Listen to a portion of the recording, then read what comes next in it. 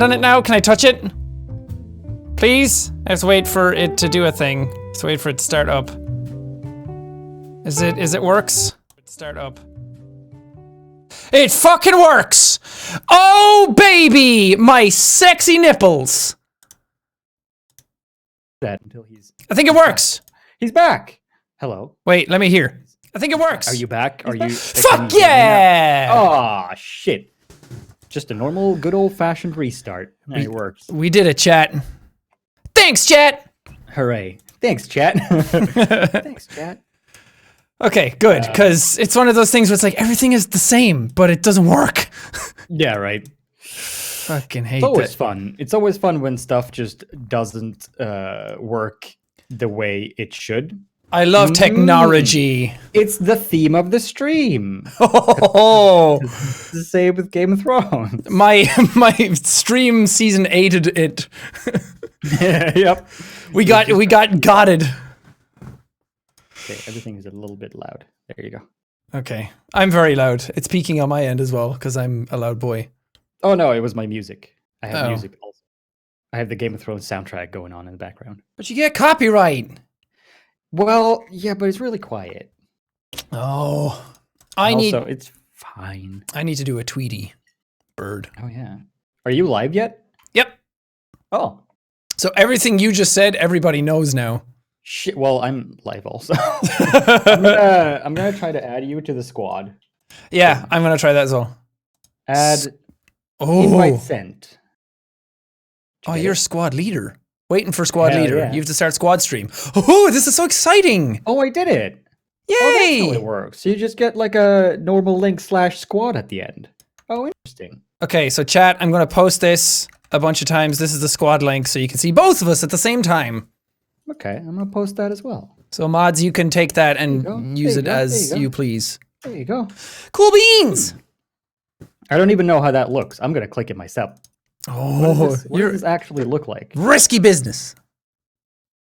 I clicked it and nothing happened. Oh, okay. It's just It's like, basically just like multi-stream. yeah. Used. Oh, I'm looking at both of us right now. Oh, I don't like it. It's like we're looking at each other.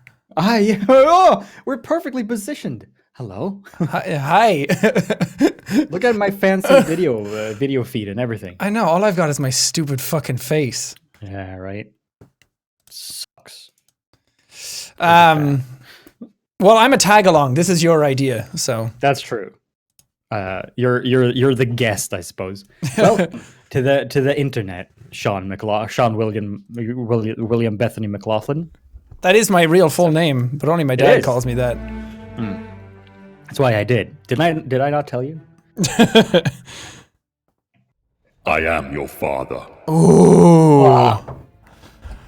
No, you're not. Anyway. No, you're not. We have the same buttons. We can annoy everyone together. Yeah, I had somebody recently message me being like, just to let you know that your reverb, whenever you do it live, sounds like absolute garbage, and you should like take 5 minutes to make it better. I'm like, I don't care. Aw. Wait, what is your reverb? I don't fucking know. I don't even know if I have a. Hello? That's not reverb. It's kind of. It was. Oh, wait. Hello! I think that's pretty good. I mean, it's a reverb. Yeah. It does what it's supposed to do. All I need it for is, you're going on a board! And that's it. Yeah, why not? It works. Okay, people are saying, Sean is lagged? Multistream have lag? Oh, multi-stream, yeah. Multi-stream isn't perfect for both. Oh, really? You kind of have to pick who you want to listen to, I think. Oh. Because I think, unless people are doing it at the exact same bit rate and the exact same latency on the exact same servers, I don't know if it actually works perfectly. Well, you mean lag or you mean latency? Yeah, latency. Okay, that's different than lag. Yeah, so our voices aren't matched up on multi-stream. You can't like play both audios at the same time. You're gonna have to choose one audio, yeah. Yeah. Yeah. But as long as the video works, then it should be fine, right? Yeah.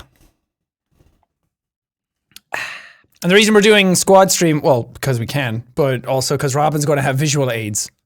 I do, yeah. Robin's going to have AIDS. AIDS. Okay, I'm gonna turn that down a little bit. Okay. Do you have any points that you wanna address first before we actually start talking about? I've never seen Game of Thrones. Okay, good.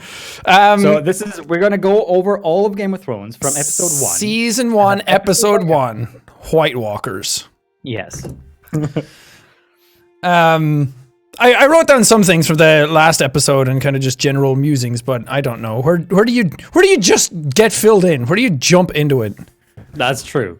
I mean, as I was watching the episode, I just wrote down linear points, and I also have a couple of ones on the back burner because I was watching other people do videos on it, and also all of the spoilers. Because so as a general as a general caveat, I guess before episode 4, 5, and 6 came out, spoilers leaked for episode 4, 5, and 6. Yeah. And none of us looked at them or heard any of them, as far as I'm aware. You didn't, right? No, and apparently the script leaked like 8 months prior to that, but they just resurfaced because it was coming out again. Oh, really? I didn't know that. Yeah, and as soon as the spoilers, as soon as the leak started to match up with the first 2 episodes, apparently people started posting them again. Oh, okay. To be like, wait, this is real? Yeah, because when I was watching, ever since episode 3, when I was doing my video on The Long Night, I didn't actually I refrained from watching anyone else's videos on it because I didn't want to accidentally steal ideas or get influenced. Yeah. But then I was binging everyone else's sort of take on Game of Thrones type of videos. Yeah. And apparently the spoilers, people are saying, the spoilers are lining up. Episode 4 and 5 confirmed the spoilers are all true. And at that point, after episode 5, when Dany just burned the whole city down, yeah, I just didn't care anymore. So I was listening to a podcast, and they said, okay, warning, warning, warning, we're going to do the spoilers now. And I just listened to it anyway. And all the spoilers for the last episode were accurate. Oof. So going into it, I knew the main points. Basically, I knew that Jon was going to stab Dany, and I knew that Bran was going to end up being king. Yeah. So I'm curious what your reaction was when you didn't know those things. Did you see it coming? I mean, no, but I also joked so heavily about it because me and Evelyn were watching it. Yeah. And so many of the things that I joked about being the worst possible solution to everything ended up happening. Yeah. I was like, somebody posted a thing talking about what requires a good king by Tywin back when he was talking after Joffrey died. And he was saying, it's not power, it's not justice, it's whatever. He said wisdom is the most important thing. And I turned to Gab and I was like, what if Bran ends up being king? Because he has all the wisdom. And I was like, there's no fucking way they'll do that. That makes no sense. And then I was like, for the longest time, even me and you said it, that Dany's probably going to die and she's going to go mad because they keep hinting at it and everything. But I didn't think it was going to happen the way it happened. And I was like, okay, well. Also, this is a very apropos face on Tyrion on my stream right now. I like it. No, the whole point of Dany going mad in general, as a general concept, I'm completely fine with that because they have been hinting at that for the longest time, and she's been. You can see that she's been wanting to use violence before being convinced otherwise. Yeah, more often than not. She was being held back all the time. Yeah, exactly. And if Dany had in the previous episode, if Dany, when the bells rung, if she had then, as they say, snapped, quote unquote, snapped, as they call it. Because I was thinking when I was watching that episode that she was going to snap and fly to the Red Keep and just burn that down with Cersei in it and just take everyone there out. So that Cersei, yes, but also all of the civilians in the Red Keep would just die. Yeah.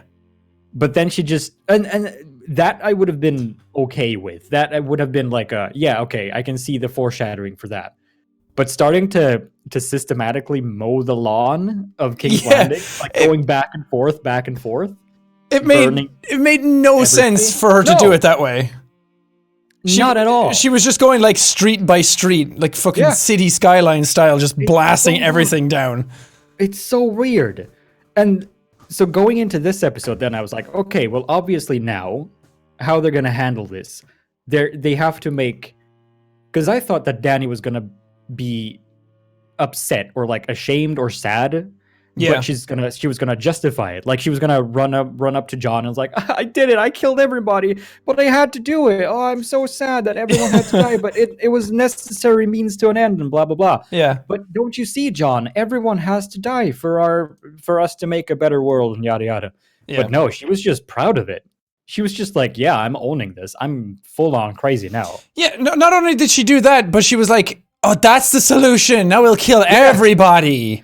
In all the world, because it worked, and now I have a kingdom to rule. Yeah. I also loved that when she was giving the speech, she was like speaking in what language? Is that Valyrian? High Valyrian, right? Yeah. Yeah, she's speaking to everybody else, like the Dothraki and the Unsullied. And it was like Jon and Tyrion standing next to her. Tyrion maybe understands a couple of words, but I just imagine Jon standing there being like, is this good? Yeah. And then he hears Winterfell and he's like, oh no. Yeah. That was also such a weird scene. I'm gonna see if I can find that in the actual in the timeline in the episode here. Okay, When here. credit where credit's due. That scene of her walking out with the dragon wings behind her was fucking dope. That was amazing. Yeah, when the wings folded Yeah, out. made her look like a dragon herself. That was so cool. That was really good. Yeah. But yeah, no, this is another shot that I'm very confused about. Let me see if I can find like an overview. This shot, right? So, okay, so they said that when they showed the long night, basically all of the Dothraki died. Yeah. Right? And half apparently of the Unsullied. Yeah. And then they showed when they were going to King's Landing and taking it in episode 5, they were not really fighting. Like, there weren't that many people. They had like a small little army that were basically just like rushing the streets. Yeah. And now there's just literally hundreds and hundreds of them again. Yeah. I think the show has always been bad about showing how many soldiers people have. Because first of all, it was like budget constraints and you couldn't do CG for whatever. Oh, yeah.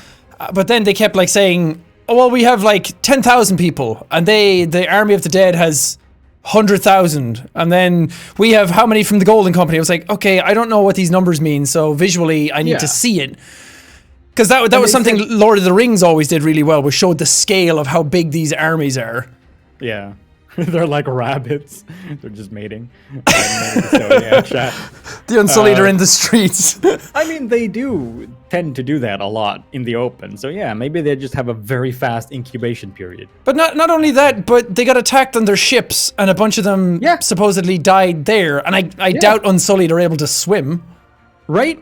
Especially since they've never been around the ocean before, ever. So, and also, the Golden Company were supposedly 20,000 men strong. Yeah. And so they had like 200 outside the gates, and then the rest of them, I guess, on the ships that Dany single-handedly took out? Maybe. I mean, this stuff is all like semantics. This is all like, this isn't even like the big issues. No, this is just inconsistencies. But yeah. I want to go back in the episode to... Okay, so the first scene in the episode, when they're walking down the main street and they find the same mom and daughter that Arya tried to save.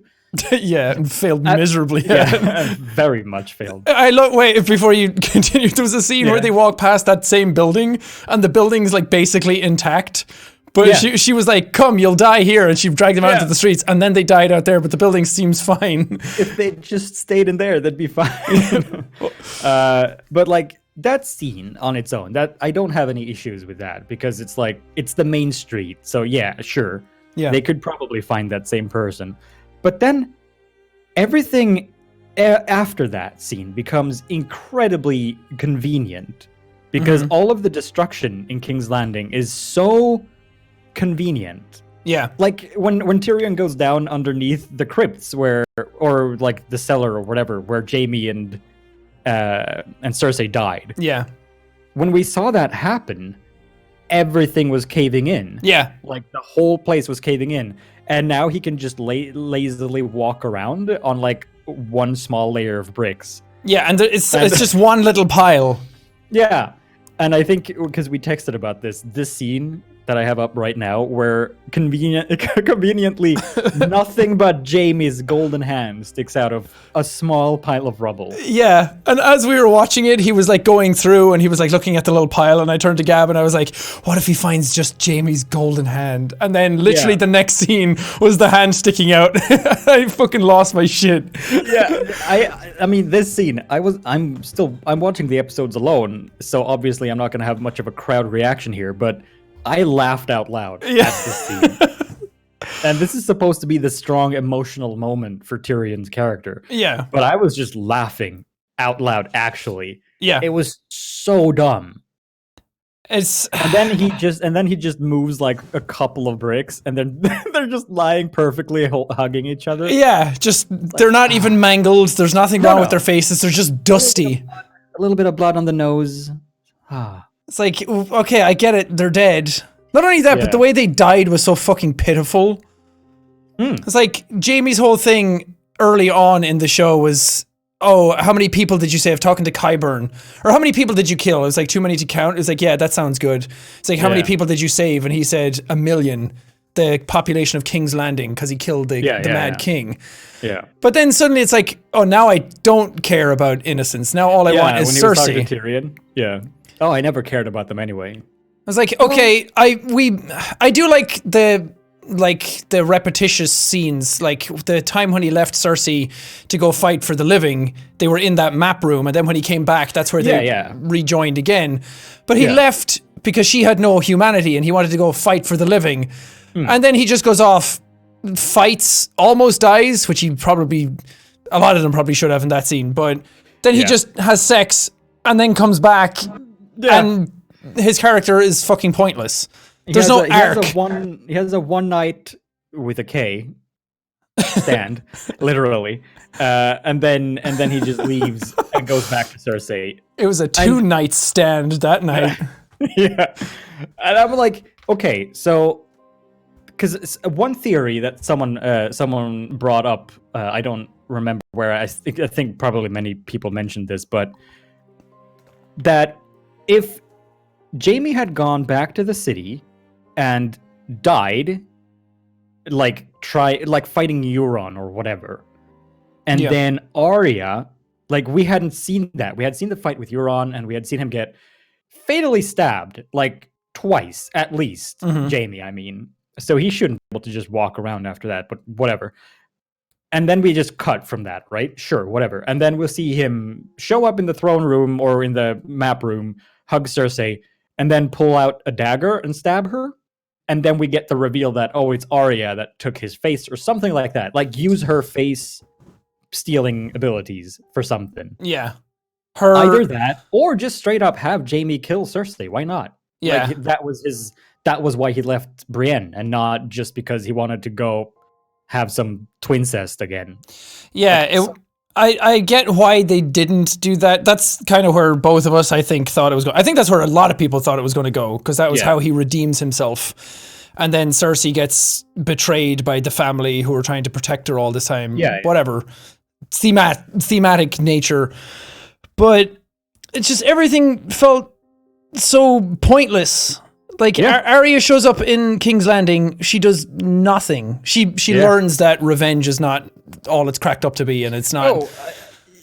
Arya, the only point to Arya being in King's Landing at all, I think, is just because the writers wanted a perspective on the ground. Like, they wanted someone to follow out of the city during the calamity. Yeah. And that's another weird point. Like, Arya, when we last saw her, she found a magical white horse and rode away out of the city, just away. And then we cut back to her next episode, and she's just in the city, just walking around. Yeah, she's just walking back in the gate. It's like, what is she doing? I don't know. Point to anything. And, like, these are all the inconsistency things in the episodes. Yeah. But there was another time when it was like walking past Grey Worm and he's executing people. It's like, okay, that's fucked up. And then Jon leaves and it's like, go talk to the Queen. Okay. He leaves, goes to the steps, and then Grey Worm's at the top of the steps. Yeah.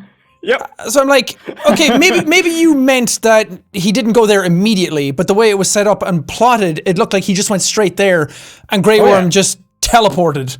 Yeah. we were joking that he's just like behind some of the walls somewhere else, just like scuttling along, like fuck, I need to get there fast. like a theater show. Yeah. Like a stage play. He's just like running behind the scenes, like, oh, gotta get in my mark. Yeah. I mean, teleporting is part of the show now, so Yeah. not surprised, but yeah. And also, again, all the time, even then, with like them discussing, I think it was Jon and Tyrion discussing how messed up Dany has become. Yeah. And they're still like, oh, we love her. I still love her. Tyrion says, like, how? What's the hook? Why does everyone unconditionally love Dany? I don't get it. Yeah, because Tyrion's never really shown that. Like Jorah and Dario Naharis and everybody kind of just fell for her beauty, but it seemed like Tyrion was going to fall for her mind, so to speak. Like she was able to attract all these people because she was just the best version of what each person found attractive. Yeah, yeah. But they never set that up with Tyrion, and he was just kind of like, I know you love her, which it's so inconsistent with his character and his motivations as a whole, because he wouldn't be drawn to her as a queen just because she's hot. Yeah. That Tyrion wouldn't do that. No. If anything, he probably wouldn't be drawn to her that way at all. No, yeah. But yeah, and then coming up to the top of the steps, and they went off, and then Arya just teleports, which is like, fine, that's her shtick. That's what Arya does now, apparently. But then she's like, I know a killer when I see one. It's like, yeah, the whole fucking town does. Yeah. She killed everyone. That was such a fun moment as well when she walked up next to Jon. Let's see if I can skip forward to that bit. Because they were like, okay, yeah, so they're in they were in front of the whole army, her entire like fleet of everybody, all the guards and all the Dothraki, everyone is there. Mm-hmm. And then Arya just magically shows up past all of the guards. Yeah. Like, do they know what she's doing? Like, barely Jon was able to go see the queen. Yeah. But Arya can just like, oh no, I'm just gonna go talk to. Maybe she just went sprinting, and everyone was like, "Whose lost child is this?" I guess so. Maybe that's what she gets by on. Yeah, everyone just thinks she's a lost little child. Yeah. Yeah, that whole thing. I feel like there should be a structure to this, but there's so much to talk about that I don't know where to start. Yeah, okay, no. I mean, we can go because I have the plot written down linearly. So skipping past those scenes, then the one thing I did like a lot with the episode, I'm gonna see if I can find a shot of that, was the visual on its own of the throne melting. Yeah, that was really cool. Just find that. I mean, cinematically, the whole season has been fucking phenomenal. Like some of the shots they were getting, like the dragon like raising up its wings and flying overhead as Clegane Bowl was happening. Like all of those shots were so cool. And and the acting was really fucking good, and the music was the best it's ever been. It's all these really cool elements production wise. And then it's just the cinematography of the whole episode and the visuals in general. Like all the shots were incredibly well done. Like both in composition and visual effects and everything. Yeah. I liken it to like Uncharted 2 versus Uncharted 3, because Uncharted 3 I'm not a fan of, but Uncharted 2 is one of my favorite games ever. And it was like, Uncharted 2 was like, okay, story, plot, characters, here's what we do, how do we get them into cool situations, what does that look like? Yeah. That feels like the first 4 seasons of Game of Thrones. And then season 7 and 8 is Uncharted 3, where they legitimately said, we made up set pieces and then we made a story around those set pieces. So it felt like we know where George wants to take the characters, like Dany dying, turning mad, throne melting, blah, blah, blah. But everything to get to there was like, we have no fucking idea, so we're just going to get there however we think. Yeah. Yeah, they had decided on... That's one... This is a cool shot. Yeah. By the way. But yeah, no, it feels like they got pointers from George and also had their own like beats that they wanted to hit no matter what. Yeah. And then they didn't really care how the characters would get there. Yeah. And they just sort of like, well, I mean, they're there. Basically, what I did in my video that I shat out in a week, where it's like, oh no, they're just there because I want this to happen. Yeah, exactly. But they had a year and a whole writing staff to do that. They should have done a better job of it. And not only that, but they had the experience of writing George's stuff first. So it feels like they probably should have figured out what the characters were all about. Yeah. But this way it feels like you're really good at like tracing someone else's drawing. But when it comes to drawing on your own, it's like, it doesn't make any sense. It's very, very rushed. Because they needed more episodes. Yeah, before anyone says, because this is the thing that's been going around on the internet forever, is like, you're just mad because Danny went crazy and died. It's like, no, I don't care that happened. I don't even care that Arya killed the Night King. I think it's stupid how it happened. Yeah. But well, exactly. That I think is the main point, that people who are set on defending the show or defending the characters or whatever, they use that as their main motivation, which is you're just not happy because they didn't get a happy ending or whatever, or your characters didn't get the ending you wanted, which isn't the point. The point is that the ending, basically everything that happened, well, almost everything that happened in the last season on its own is fine, but it's not the what, but the why or the how it happened. And normally it's fine. Like, if you're a casual viewer of the show and you just like watching it week by week and seeing what happens, that's fine. We're not trying to say that nobody should like it at all. But it's antithetical to what Game of Thrones was. It was the show that was set up to go against... Like, George made the books and the series to go against fantasy tropes. That the heroes are not the heroes and that everything can go wrong and big characters can die and everything. But this feels like Walking Dead syndrome, where it's shock value, it's torture porn. It's like weird shit just happens for the sake of happening because they need those like people watching Game of Thrones in the bar reaction videos to keep coming.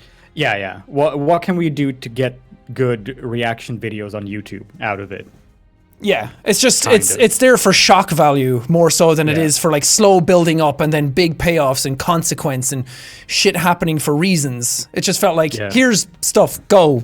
Be angry. Like, the whole thing about Danny going mad, I think everyone was expecting that or thinking that was going to happen because it's been pretty heavy-handedly hinting towards that. Yeah, and they keep mentioning how crazy her dad was, and and with her always wanting to resort to violence before being talked out of it, and always having that sort of glint in her eye of I want to burn people. Yeah.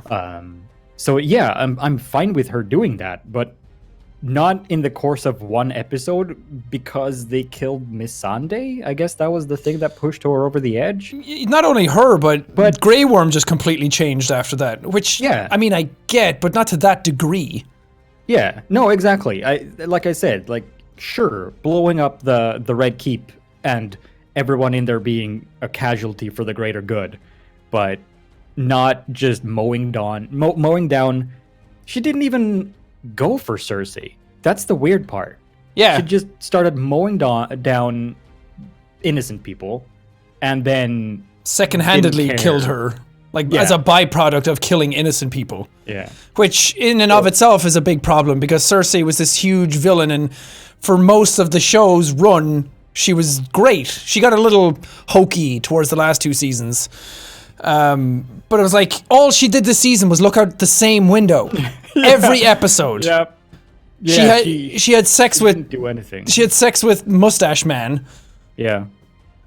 I so wanted him after when he says I'm the man who killed Jaime Lannister. I wanted him so bad. He just go, I'm the man.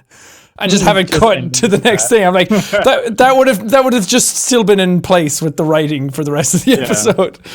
Kind of. Yeah. No, Cersei went from being one of the most interesting, I think, to me anyway, one of the most interesting and most clever people on the show. Yeah. To just not doing shit. Because I was watching someone else's video as well, or listening to someone else's podcast or something, and they said like, oh, we kept waiting for Cersei's twist. Mm-hmm. Like, okay, she's there, she's looking on, and Dany's taking over the city. What's the hook? What's gonna happen? What's Cersei's card up her sleeve? Because she always has one, because she's smart. She always plans Yeah. things out in her favor. She didn't just send Euron's fleet away. She sent them to get the Golden Company. Like, all of this stuff she does with an ulterior motive. And then she just starts crying and runs off and dies under rubble. Like, and it just made her like a bumbling buffoon by the end, because it was like, it's okay, all it takes is one good hit. It's like, all the scorpions are down. It's like, it's okay, the Golden Company will do this. It's like, they're all dead. It's like that like, what's the Hitler movie where everyone keeps memeing that scene where they put in subtitles for like, oh yeah. They keep doing it where it's super silly, and he's like saying things like, "Oh no, they'll do this," and it's like, no, they're already taken out. It felt like that kind of scene. That it was just Undergang. Is that it? Okay, yeah. I've never seen the movie before. I just know the meme out of it. Yeah, same. But yeah, also that chat, Cersei being pregnant. Why was that even set up? I guess as a red herring for us to start caring about her again before she died. Yeah, it was almost like we don't have a reason for her to actually want to keep going, or it's like we needed a reason for everybody else to care about her in the show as well. Like, yeah, exactly. To me, that felt like there was no point to it other than, oh shit, people aren't gonna be sad or like care when Cersei dies because they don't care anymore.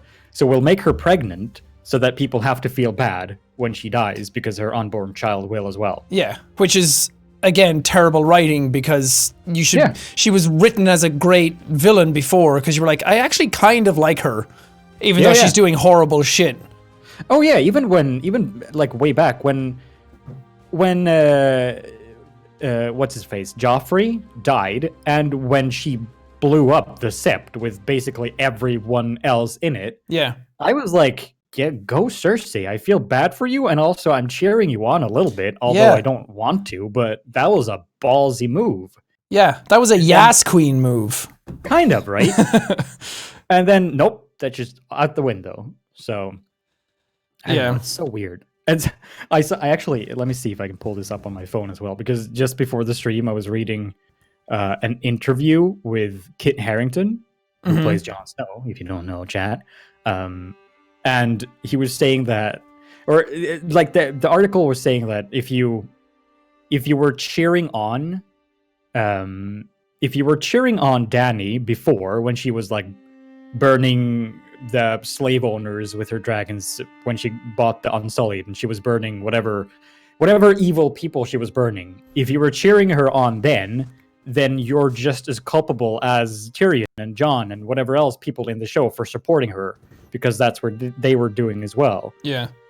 It's like, well, yeah, but those were evil people. She was burning evil people, which you can sort of motivate. Yeah. And someone else, I was watching a video by Cookie Addictions. I actually wrote down the name because I wanted to give credit where credit is due, because she brought up a good point where you could sort of flip that argument, really, and say, well, Jon has killed a lot of evil people in his eyes to get to where he needed to be, or to where he thought was the right way to go. Yeah. What if he had snapped and just started slaughtering people in King's Landing? Would you have been able to say the same thing? Yeah. Oh no, but he's been killing a lot of people before. It makes sense that he would go insane and just started murdering everybody. Yeah. No, it wouldn't. But you could say that argument. Yeah. And that's the thing, is like the visuals of her burning down King's Landing is super fun, and I still wanted it to happen. Yeah. Because that's just awesome, to just like a big middle finger to the biggest city in the whole show. Yeah. But yeah, it's just rearrange some things. They killed Rhaegal just randomly because it was like, oh, surprise, we need a reaction out of people. But if they just had it where she had like landed and the bells were ringing or something, and then somebody like Helm's Deep style like accidentally fired because they were pissed off and they weren't listening to the bells, and then took down the dragon because it was sitting still because they were ready to give up, then it would have been great motivation to be like, you know what, fuck you guys, I'm gonna burn you all. Yeah. But no, it was like Missandei losing her head.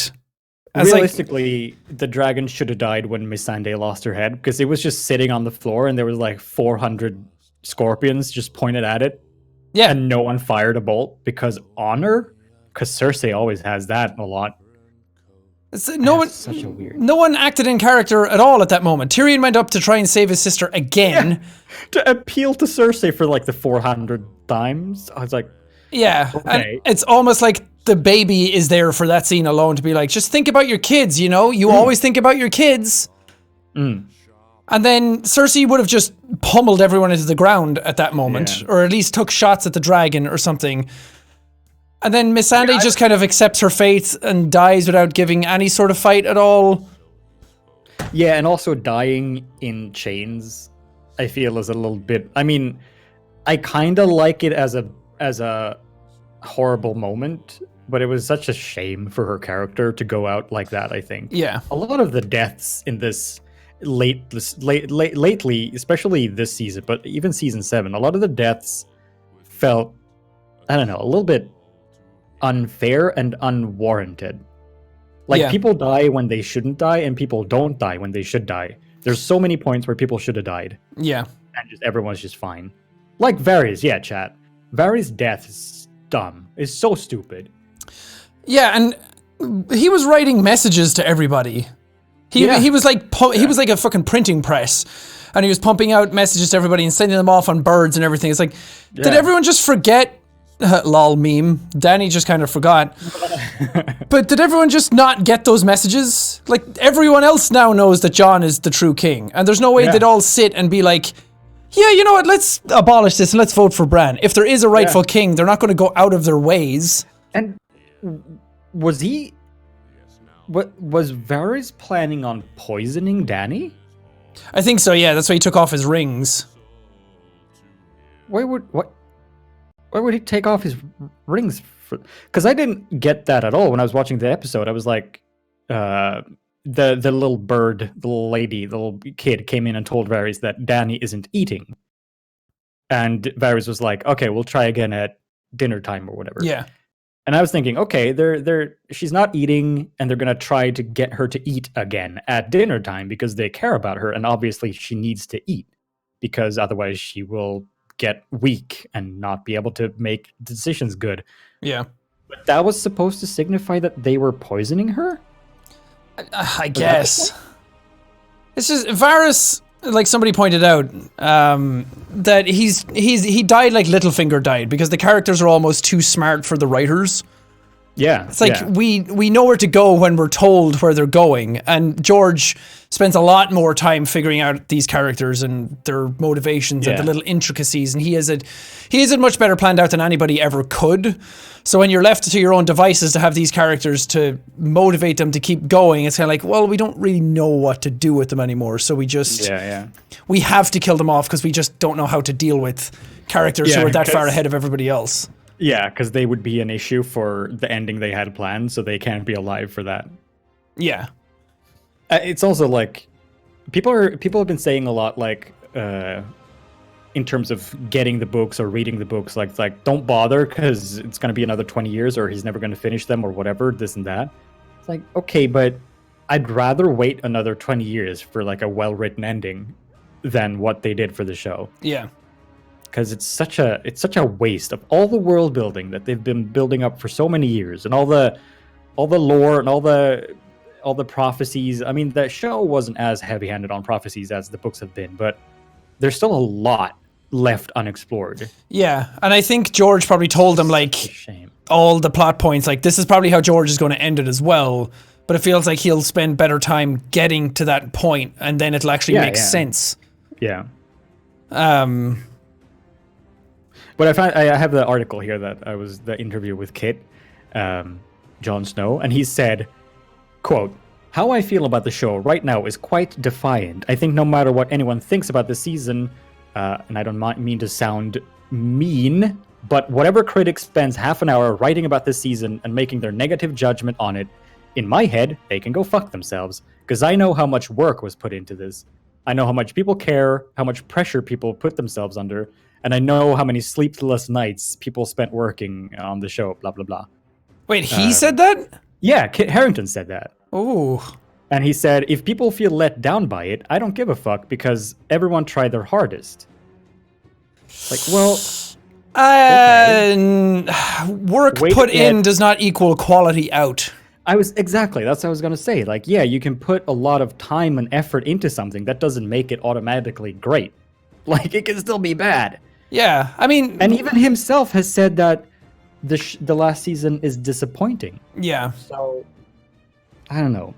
That was a weird thing. it's almost like we put a lot of effort into certain videos that we upload to my channel, but I mean, if they don't get the views or people don't like them or whatever, we don't turn around and then be like, well, go fuck yourselves, community. Yeah. We put a lot of effort in and we know how much effort went in. So if you don't like it, it's your fault.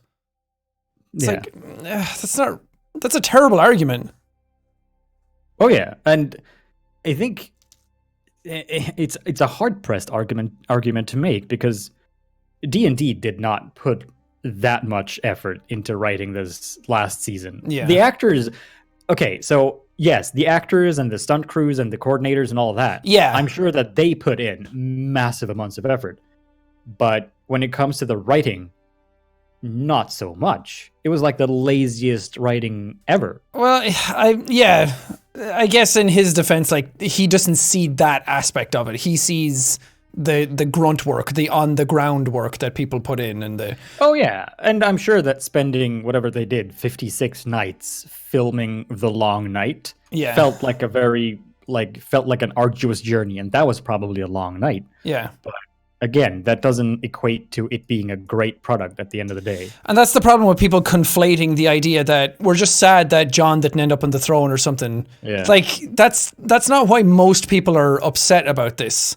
Yeah. And I think when it's like you can't see the forest through the trees or something like that, kind of saying. It's like, I get that when you're writing the show and you're doing it season by season, having so many years in it, you kind of forget what the character is. Especially as an actor, you're kind of just in it and you're going along with what's written.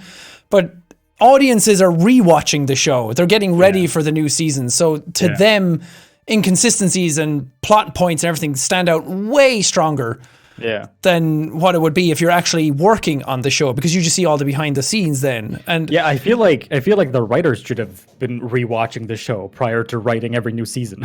But I don't think they did. It doesn't feel like they did, but no.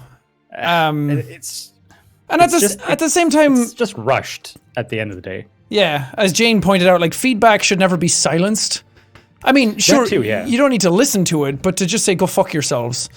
Yeah. That's a little disappointing to hear. Yeah. That seems to be the main like counter argument that everyone, not just like people working on it, but people defending it as well, is if you don't like it, then shut up about it.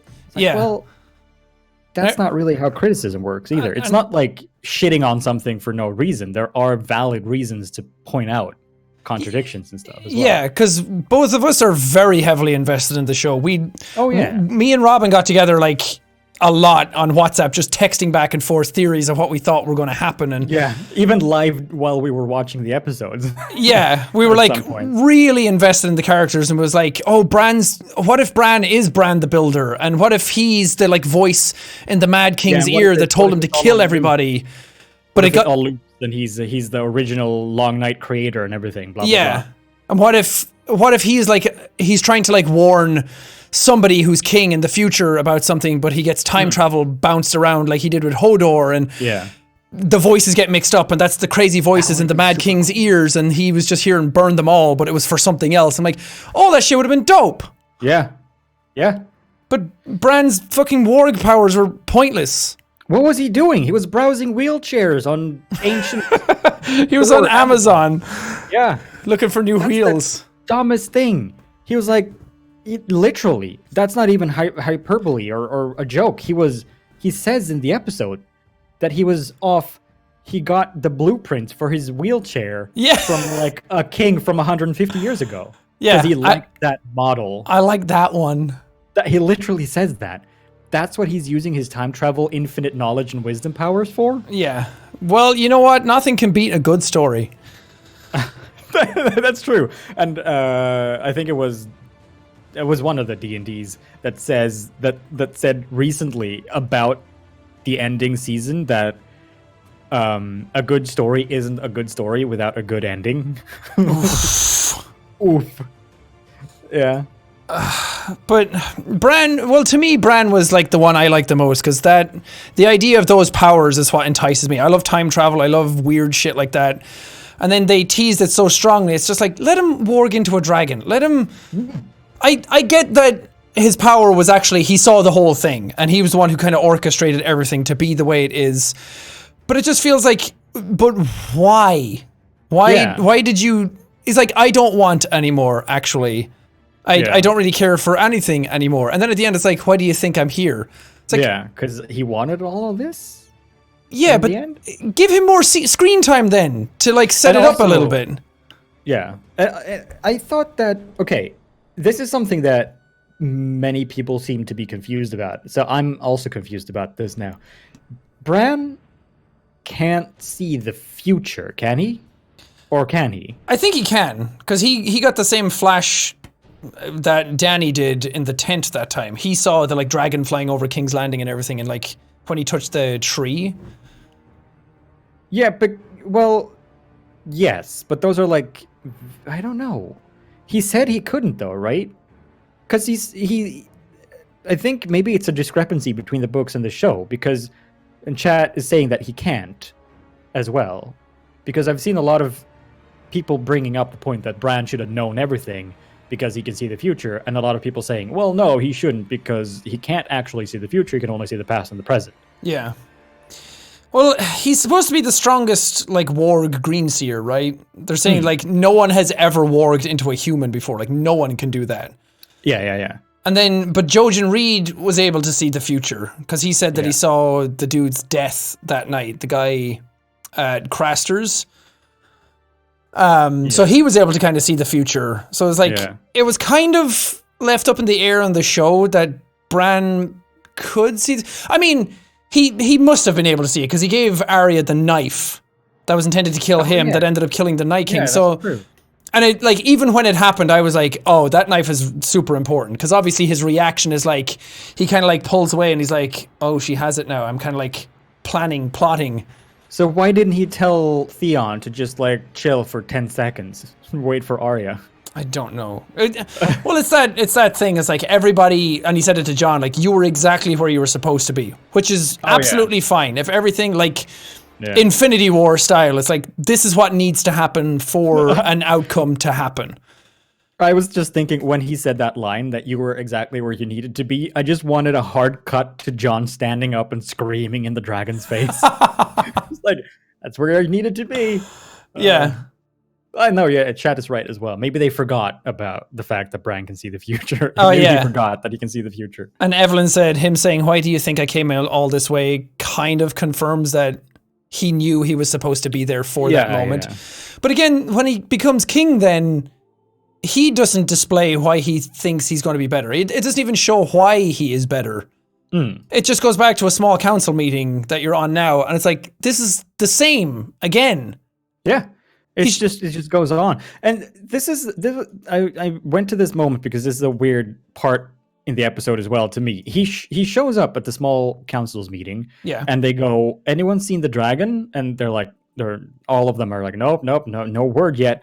And Bran goes, I'll see if I can find him. And then we never see or hear from him again. No. Just warg then and there at the table and have them talk about everything else as you're somewhere else. Yeah. Why did he have to roll away for that one? And what was did he find it? I was looking for like an end credit sequence where we saw like Dany with the because the dragon flew away with Dany's corpse for some reason. Yeah. And I was waiting for like some warging post credits flash for that. Nope, yeah. Nothing. No.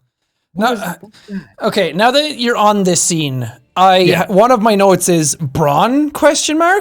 Yep. What the fuck? Why is Bronn in this season?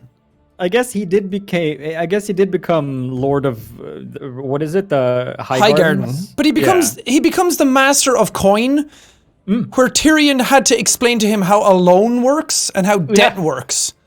Yep. So he doesn't even understand basic concepts of money, but he's the master of coin? That's all you need to know is how a loan works, is that you pay a loan back and then you're good. Now you can be a master of coin. I mean, Bronn used to be my favorite character. Seasons 1 to 4, he was my favorite character on the show, and then it was Davos. I still think Davos is my favorite character, but Davos is awesome, yeah. But Bronn, it was just like, oh, we have the quirky old man who says what everybody's thinking. It's like, or he jabs a knife in the conversation when everyone else is being super formal, and he comes in like super cutthroat. I'm like, I like that. But this season it was like, he shows up in Winterfell after saying that he's going to kill the two brothers. Yeah. For whatever he was promised, I can't remember. And then, Highgarden. No, not Highgarden. Tyrion promises him Highgarden. Yeah, he was promised some other castle. He's been promised every castle in the realm by now. Yeah, and then he just shows up and is like, oi, cunts, I'm getting me a castle, so I'm going to kill both of you unless you give me something better. It's like, okay, I don't really feel like he would have done that. And also, the whole reason for him showing up there and wanting to kill them is because the Lannisters keep promising him things that he never gets. And then they promise him more things, and he's okay with it. Yeah. I mean, for whatever about like sneaking past all the guards and everything, that all that shit is just ancillary stuff that I don't really care about. But it's still dumb, but I don't care because everything else... Arya taught him. So people are like, oh, Bronn, you're friends with the brothers, go on in. But he has a much stronger connection to both brothers than he ever did to Cersei, even if she's promising shit all the time. It feels like he knew his limits of when someone was bullshitting him. But like, if I was in his position, I never would have trust Cersei to like give me anything. I don't understand why anyone trusts Cersei. And then he kind of shows up and semi-betrays the brothers and then just kind of leaves. Yeah. Threatening that he would kill them. And even if he never would, like, all of that stuff is never really, like, put in place to be like, oh, he's just joking, kind of thing. And then he just shows up at the end, it's like, oh, welcome back. Why are you here? Yeah, how are you here? Where were you in the meantime? Also, side note, is his name Jeremy or Jerome Flynn? Jerome Flynn. Jerome Flynn. He was a singer in the UK years ago. But him and Lena Headey both dated at one point in real life. Really? And the relationship ended so badly that it's rumored in their contracts they're not allowed to be in scenes together. So the only scene they're ever in together is the one where she's like, go kill... Oh no, that's why Qyburn brings the crossbow, because he doesn't even interact with Cersei directly. Oh, really? Because they were... That's why when they go to the council meeting at the Dragon Pit last season with the dead body... He turns to Pod and he's like, we don't need to be here. Let's just go get a drink. So they never end up in a scene together. So that just automatically fucked up the writing. What, did they start dating? Like, did they meet on the show? No, I don't know. And again, that's a rumor that it's in their contract. But it's known that their relationship happened and it didn't end well. It is known. That wasn't a rumor anymore. That's confirmed. I haven't heard that. So. There's another, wow, which movie was that? I think it was one of the Fast and the Furious movies, or one of those things with The Rock and Vin Diesel, where they also hated each other so much for some reason, I don't remember, where they would refuse to do scenes together, so any scene with them together is like a composite of them shooting the same scene on their own, and then they just put it together in editing. The good old Ghost and Jon Snow trick. Yeah. Oh, no. I am happy with that. At least we got to see Jon go. I said that at the start of the episode to Evelyn that I hope Jon goes back north at some point to be with Tormund and Ghost. Yeah. Because it would have been sad if he never saw them again. Yeah. Oh, yeah. No, for sure. That's what I wanted for Jon. Although I think the motivation for him going is weird. Because they say that he's going to take the Black and go back to Castle Black. And I'm like, okay, but why is there a Night's Watch? What are they protecting the world from? When there's no enemy threat from the wildlings, they're all friends with the wildlings, and there's no White Walkers. And what are they doing? Also, once you go black, you never go back, so why... That's true. But, yeah, because that bothered me. His ending made me sad at first. People are speculating that it was a ploy for him to go back to Castle Black, so no one was mad at him for killing Dany. But really, the real reason he went back north was never to take Castle Black again. It was actually to go north and live in the north. So I'm like, Yeah. okay, but it was like, it was only the Unsullied who were really that mad at him, and maybe the Dothraki who just seemed to did not fucking care anymore. They were mad at him, and then they were like, well, I guess it's okay if he goes back to Castle Black. But then they fucking left. They went to... To not. Yeah, I was like, couldn't you just stay around and be like, okay, just go outside the town for 5 minutes and then come back when Grey Worm leaves? Yeah, when they're not looking, we'll just sneak you in the back door. Yeah. I don't know. I also feel like if the king says that Jon is pardoned, wouldn't he be pardoned because the king has ultimate authority? And I feel also like if there's anyone still surviving from King's Landing, like the general population, I don't think they'd be too upset to hear that, oh, the queen who burned everybody isn't queen after all. Yeah. So who's left to oppose Jon hanging around? Exactly. The Unsullied. That's it. Yeah. And the Dothraki were like her blood riders. It was like ride or die, basically. You kill our queen, we kill you. Yeah. And then Jon just like walks by them. Yeah. At the end. Leaves. And no, because the king said that it was okay, I guess. And then they did this in a previous episode as well, where it's like, I need to tell you about my parentage. Go on, tell them. Skip. Yeah. And then it was like, what if there's someone better, Tyrion? Skip. So many times. And then so many things they've done this with, where they set up a scene where you want to see where it goes, and then they cut. And then the biggest twist of all time, him killing Daenerys, and then skip. Yeah. Now we're just at a trial for Tyrion. Yeah. And I was like, okay, is this where they find out? No, everybody just knows now. Everyone's just already found out that Jon killed Dany. And that's not a reaction that we'd want to see, is it? No, not at all. It's like Luke Skywalker finding out that Han Solo was killed in Last Jedi. Yeah. He's about to know or about to find out, and we cut to the next scene. Yeah. Because who'd want to see that reaction? Like, so, and it was like the whole long night was full of that as well, where we set up an impossible situation where our whatever protagonist is overwhelmed and surely dead, and then we cut, and then next time we cut back, they're just fine. Yeah. So much of that. It had been that stuff. It had been a few weeks between scenes. Oh no, I get that there is a cut of time. The problem is that there is a cut of time. Yeah. Oh yeah. Exactly. Because it's the biggest reactions to things that people have been speculating for a long time, and then they just.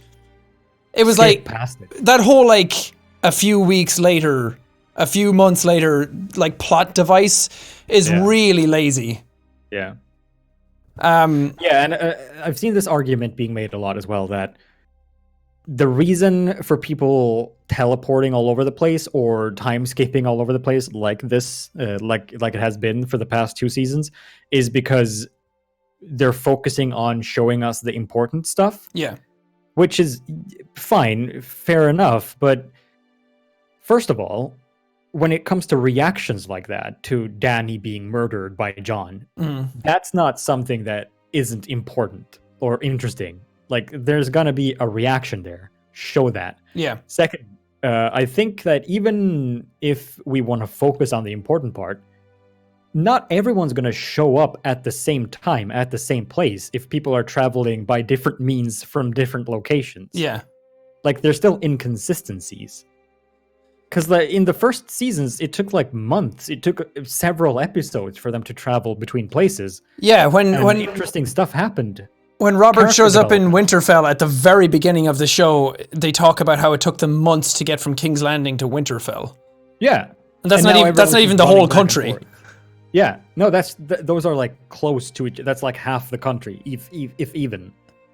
But no, they just teleport now because we need them to be places. And I feel like this is also a rumor, like a speculation, allegedly. HBO XX were like giving D&D as much money as possible, or as like just like, here, have all the money you need, make as many episodes as you need, make it a 10 episode season. Yeah, just do it good, do it the best thing you can do. And they were like, nah, we don't need it. Yeah, that's what's been alleged about the final season. I think that's basically confirmed at this point. I would not be surprised. And I feel like they're just rushing to get on to Star Wars at this point. Yeah, that's the main running theory with people now. Yeah. It's like, well, no one's going to watch it if you fuck up the thing you were just working on. Yeah. If anything, you've proven that you can't take somebody else's material and repurpose it to something else and then have it follow through to a satisfying conclusion. Now you're taking on Star Wars, arguably the biggest franchise in the whole world, especially right now, and you're going to take somebody else's work and try and mold it to your own. It's like, I can't see that working out at all. Oh no, it's going to be another Ryan Johnson, but probably maybe even worse because of the rumor the reputation they have going in. Yeah. But and also, chat, the fact that Arya never once used her face ability again, which is such a waste, I think, because I thought that was a really cool ability. She used it like twice to kill people. She did it like Meryn Trant and Walder Frey. Walder Frey, yeah. And then it was never even talked about again. And also, I think we mentioned this as well, or maybe I was talking with someone else, but the fact that when they're at the small, or not the small council, but where they declare Bran to be the king. Yeah. And they're talking about like, Tyrion says that he's the memory of this world and he is the all-knowing, all-powerful being of everything. Nothing beats a story, yeah. Yeah, and no one has any questions or interjections to that? No. Everyone's just like, oh yeah, that makes sense. Yeah, let's go with that. Yeah, that's what I was saying. Like, half the people there have no idea what was going on. Half the people, 80% of the whole fucking side of Westeros didn't even see the Army of the Dead. I know, right? It's still a legend to them.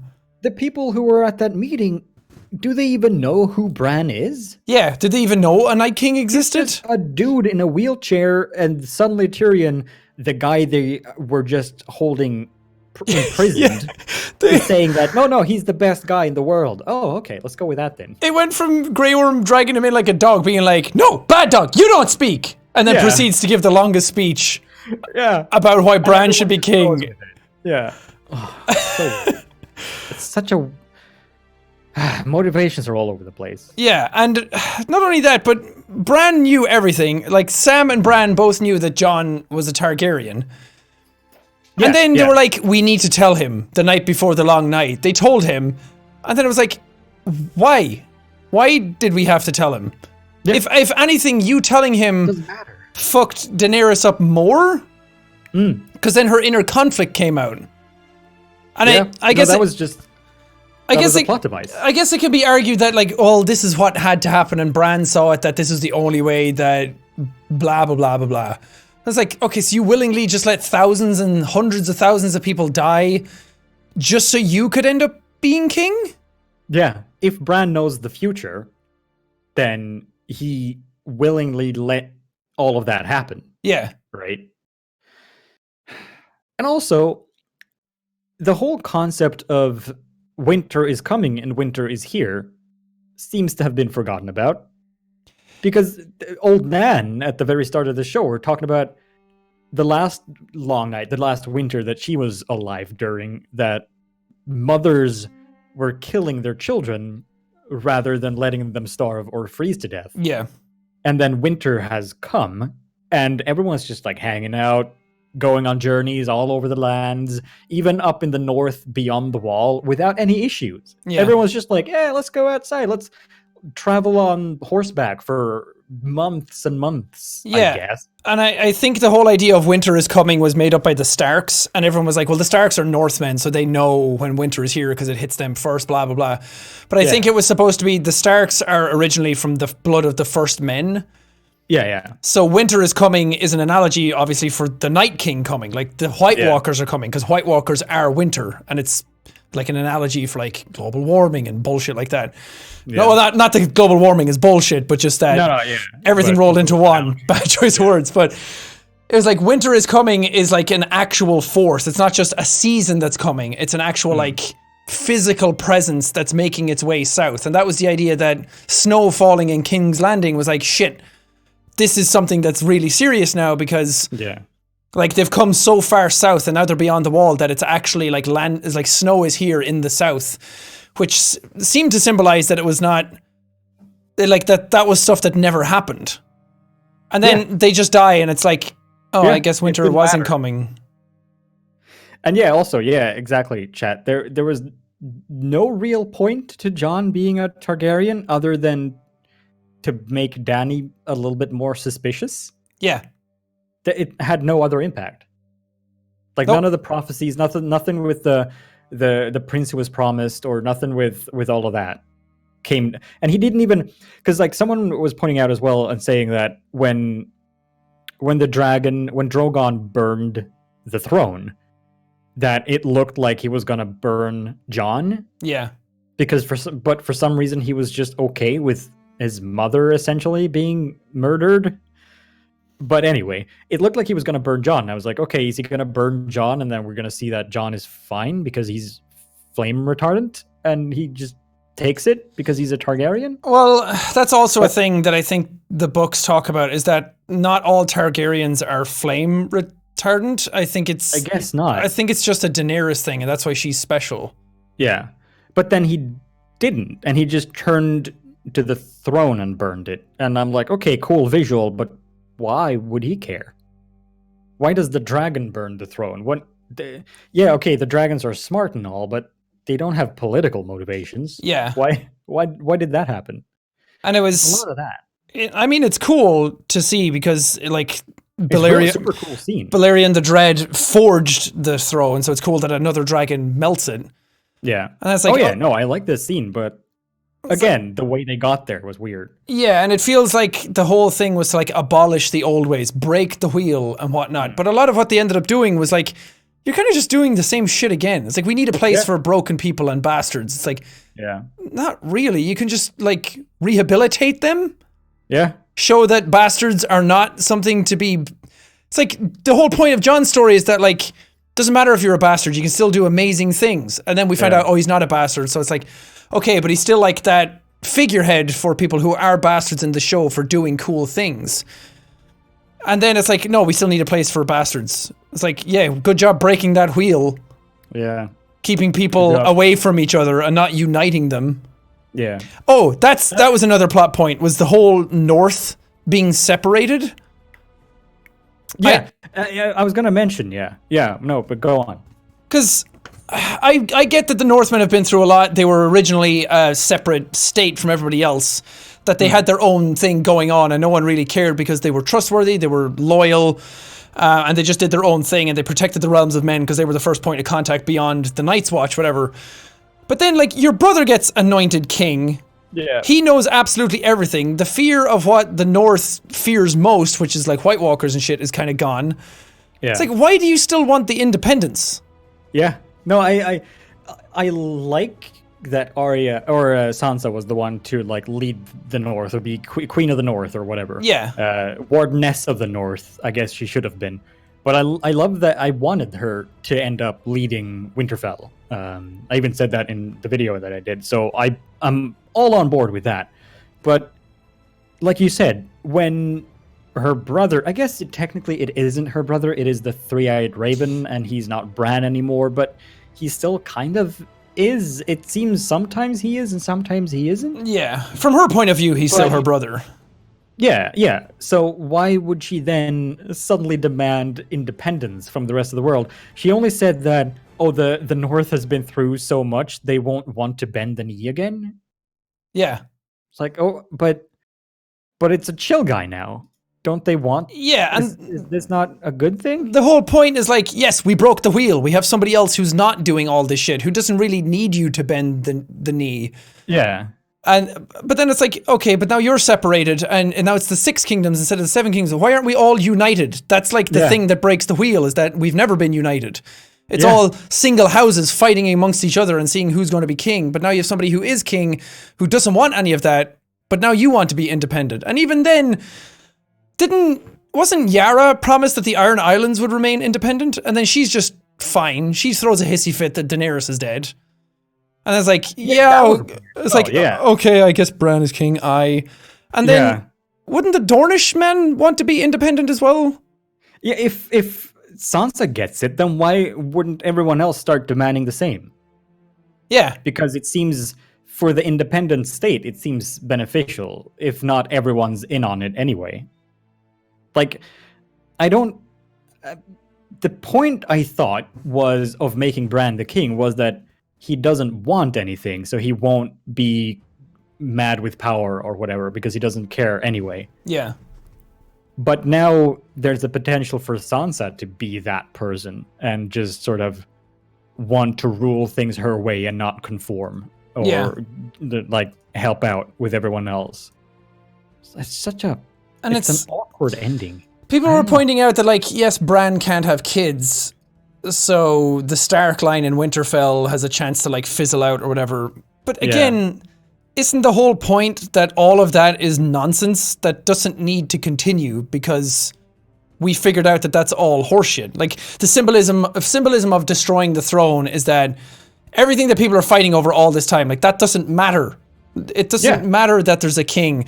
It doesn't matter that you need to be born into blood anymore because now we're just going to elect our own kings because democracy. And that was also, I thought the whole point of Jon's arc or Jon's character is to try to get that point across that for all of the seasons up until like the war or whatever, he was always the one that was like, it doesn't matter. It doesn't matter what titles anyone holds. It's all about like life and death and bringing people together. Yeah. But then for I hope that he got paid by the times he said, "She's my queen." Yeah. Because like, man, does he repeat that a lot. Suddenly he's like, nothing matters other than that she's his queen now, and whatever she does goes. Yeah, they made him so pathetic in this season. Yeah, I don't get it and people say that this is in line with his character or with all the characters because they're bound by honor, and Ned was also bound by honor. But I think that it's been established that Jon is more bound by serving man, like Varys was, I guess. Yeah, but Jon went against that lots of times. Oh, like, yeah, many times. With Ygritte, it was like, well, he did go back to his brothers and everything, but it was almost like he was going to do that with her, that he was going to go against his duties just to fall in love with her and be with her. But then he went back to his duties anyway. Yeah. So love didn't sway him in that regard, so... And if this scene with Tyrion visiting him in jail, I guess, and basically convincing him to do something about it, if Tyrion hadn't been around for this, would Jon still follow Dany? Yeah. Because that's what I'm getting out of it. And if Tyrion hadn't convinced him that he would just, I guess, suck it up and just live with the fact that Dany killed everybody and she would be queen. Yeah. I don't know. I don't feel like anyone acted the way that they would. Jon was the one who, like, he was all about loyalty and he tried to live by his dad's rules. But then he started to suddenly realize that loyalty is only going to get him so far. And then he went against the Night's Watch immediately when he found out that there was a bigger problem. And he did stuff with the wildlings and he brought them through, and he was the first person to ever do that, completely going against his loyalty. Yeah. And then they just reverted it to be like, no, he's just super loyal because Daenerys is a queen and he bent the knee already. It just doesn't feel like that's what Jon would do. No, definitely not. And same with Tyrion. He wouldn't do half of the shit that he's been doing. Yeah. I do think Arya has been fairly consistent. The only thing that I found weird about her was her sort of split decisions in both claiming that they need to be a family and stick together, and then also just piecing off and just going on her own little adventure. Yeah, it was very tone deaf for her to talk about family all the time when she was the one who like left to train on a completely different continent and land. Also ending the season with just taking off for nowhere potentially. But I do like her character, and I like that she did that. Like that felt like a fitting ending for her, or for that seemed logical for her character. Yeah. I just didn't like that she also was the one to talk a lot about family. They could have just left that part out, or left that to Sansa or whatever. Yeah. I kind of like her ending, but the other endings for the characters, I just didn't feel anything. I mean, Sansa's crowning scene is super cool, and I like Sansa, and I like that she gets to be like a wardeness or a queen. So, queen in the north. Queen of the North, yeah. But the way they set it up makes it seem like she was almost selfish and almost arrogant to a degree. Yeah, exactly. Like I wanted her to get that part and get that role, but she got it by being almost coming off as spoiled and snarky at that meeting with everybody, and then just sort of bullying her way into getting that role. It's well deserved, and I want her to have it, but again, not this way, not that way. It was almost like they tried to make her like a super smart, cerebral character because everybody else had power. Yeah. Arya learned how to fight. Jon knows how to fight. Bran has like his warging. So what does Sansa have? She has her mind. And being with Tyrion and everything, they were trying to make her like a super smart character. Yeah. But it felt like they didn't actually show her being smart. They just had Arya say, she's the smartest person I know. Yeah. It's like, is she? I haven't seen that at all. She's logical and she's thinking things more beyond what everybody else is. She's not just focused on throne or whatever. But it doesn't feel like the way they set her up that it paid off what everybody else was saying about her. No, I think for these two last seasons, they went with a lot of tell don't show. Yeah. Because it's been a lot of like saying that this is the way that this person feels, and this person thinks and wants this, but we don't actually see much of it. Oh yeah, Camilla said she's the smartest person I know. It's like, I don't know how to use a knife. It's like, it's a fucking knife, Sansa. Stick them at the pointy end, you fucking idiot. Arya figured that out when she was like 9. Yeah. But somebody brought up a good point as well, that they tried to destroy the throne, and it seems like they're going to be democratic, but then they make a king anyway, and a council made of fancy lords and names, and everybody's... Yeah. Now Podrick's a knight as well, and everybody else are lords. Way to break the wheel, guys. Good job. Yeah. You did it. No, they I guess, I mean, okay, electing a king through a meeting is a better way than just the next in line taking over, but it's not like they still have a king that's ruling over all of them, except for the North. Yeah. And it's... Sam stood up and said stuff about democracy, and everyone laughed, like, lol, whatever. And then they still did it. Yeah, isn't it just a smaller version of democracy? It is. It's just the same thing, but the lords choose. And I guess, who chooses the lords then? I guess that's still a line of succession. Yeah, it's like, great wheel breaking, everybody. Yeah. I know. And also this whole bit about Jon going beyond the wall. Why? Where are they going? Like, where are they going to live? Because I mentioned this to you as well, and for chat, like, the whole point of the wildlings fighting the Night's Watch for millennia or whatever, like hundreds of years at least, was that they wanted to get past the wall and live in the realms of men and farm the fertile lands or whatever. And then when they are friendly with the realms of men and the Night's Watch, they just go back to live in the tundra and the ice world. Yeah. It's like, what are they going to do up there? Why not just stay in the north? I don't get why Tormund also said, like, you have the north in you, the real north. It's like... Yeah. I know Jon lived there for a while with the wildlings, and he kind of agreed with their sensibilities more because they were just free. But it never felt like he actually belonged up there. I guess he did lose his virginity in the north, so maybe that's all it takes. Maybe everything's going to melt now, and it's all like winter's actually gone or whatever.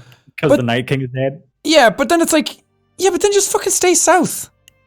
Yeah. And then then you don't have the real north in you if the north's going to melt. Like, none of this makes sense. Yeah.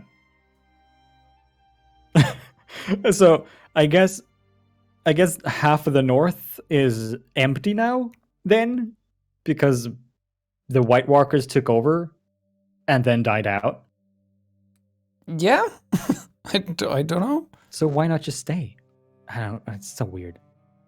Yeah, just break down the wall.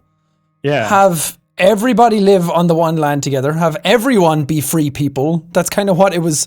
That's why the wildlings were the antithesis to everybody else, because they were the ones who figured it out. Yeah. They followed Mance, but only because they wanted to, not because they were forced to. And it felt like, oh, this is kind of what's going to happen then south. They're going to pick a king that way. And they kind of did it, but still not really. Because all these people still have titles. They all still have land. Bronn got the fucking land that he was promised all this time. It's like, okay, but why doesn't anybody else get fancy lands? Yeah. Now you're just, you're still promoting elitism in this whole culture. Oh, yeah. Yeah. I also wonder, how would that meeting in the Dragon's arena, how would that have played out if Bran wasn't there? Like, if he was still in King's or in Winterfell or whatever, would Tyrion just go up and was like, okay, so there's this kid Brandon, and he's like really smart and knows a lot of stuff, and he's not there, and they can't ask him. But could just teleport. He can see the future, though. Oh, that's true. So he knew he would have to be there. And he tells a great fucking story. I stood by him. I sat next to him at the fire one time, and he told me a story. We didn't show it, but he told me a great fucking story. I asked him for a story, and then we cut away, but he told me a great one. Another fucking edit that they were just like, all the really cool shit that was supposed to happen was all between scenes. Yeah. Basically all of the world building and all of the answers to a lot of the world building questions happened between scenes, in cuts, off screen. And I thought the whole point of the show was that, yes, it's all a Game of Thrones and everyone's fighting each other, but that doesn't matter because there's a bigger fight at hand. And this is the thing to show everybody that none of the politics that we're fighting over matter, because the dead are going to come and kill us all anyway. So why are we fighting over this? Yeah. And then they kill them off, and I was like, okay, back to our politics. Yep. Back to what in the end does matter, I suppose. Yeah. There was another thing. It's also this. Where was that shot? If I can find it. When Sam comes in with the book and hands it to Tyrion. Oh, and you the book is called A Song of Ice and Fire. His Lord of the Rings moment? Yeah. Why is it not... I mean, I get it. I get the point of the name because Ice and Fire, Dany, and... Roll credits. Okay, yeah. But wouldn't it have made more sense if it was called a Game of Thrones? Because that was what ended up being the point of it all. Yeah. The point wasn't the Ice and Fire after all. The Night King was just tossed aside in one episode, and the real battle was the Game of Thrones, and that was what was won at the end. Yeah. And then Tyrion's not mentioned in it? Yeah. The guy who's so weird. Who saves... Also just a throwaway line because they wanted a quick gag in there. Yeah. Which I felt like this season had a lot of. There was a lot of like meme moments. Oh yeah. Like John or Dany and John kissing and the dragon like staring at him like, don't you touch my mom. Yeah. Like those kinds of moments. But Tyrion should absolutely be mentioned in it. He's done so much for the realm. And he's one of the main Lannisters. He killed Tywin. Yeah. One of the greatest Lannisters that ever lived, but he's not mentioned even in a bad way. Yeah. He's killed Tywin Lannister, and he's been Hand of the King to Joffrey and to Dany, and he's not mentioned. Yeah, and he was the one that basically convinced Jon to kill Dany. Yeah. I don't get it. Such a sad ending. And again, I feel like we need to reiterate this. We're not just curmudgeony old men who hate the show. We absolutely adore the show. We loved the show when it started. We're so passionate about it now. Yeah. If we didn't like the show as much as we do, then we wouldn't care if the last season was a disappointment. Yeah. And the fact that they rushed it this much and set up so many things that they never paid off, that's what's the issue. Yeah. It's like, who was the Night King? What was the Night King? Why was the Night King? What? Yeah. I get that you want to destroy mankind. Okay, cool. But you need a little more than that. Oh, yeah. And that was what interested me so much. That's always what interests me about characters and especially antagonists. Because if you do an antagonist the right way, then you get like Thanos. Yeah. You get their motivation and you can in a lot of moments, in a lot of their points, you can sympathize with. Yeah, even Cersei. Yeah, oh yeah. Cersei in the earlier seasons, like, you get them and you get why they're doing what they're doing, and you want to know more about them, and you want to know their side of the story. Yeah. But then the Night King shows up, and to me, I was super interested in finding out, like, what the Night. I was waiting for the Night King to speak, to talk to Bran when he stood like right in front of him by the weirwood tree, and they were just staring at each other. I was so ready for the Night King to just start talking to Bran. Yeah. And then nope, he's just an evil guy who wants to kill Bran because Bran remembers things. Yeah, he remembers the history of the world. It's like that's such a weak plot device. Yeah. But was that the only reason? Apparently, Bran, I guess, knows how the Night King was made, so he has to die? Yeah, the Children of the Forest clashed with the First Men, and they didn't like them. Matter if he knows? So they made up the Night King to kill all people because they just disliked. It was basically a racism thing. I guess so, yeah. They didn't like the First Men, so the Children of the Forest decided, we're going to create something that's going to kill them all. Yeah, yeah. But then, it never explains why the Night King turns on the Children of the Forest. No. That was just like, he just got mad. Or why he just did a Frankenstein. They're remotivated to help men then? Maybe they just regret what they've created? Yeah.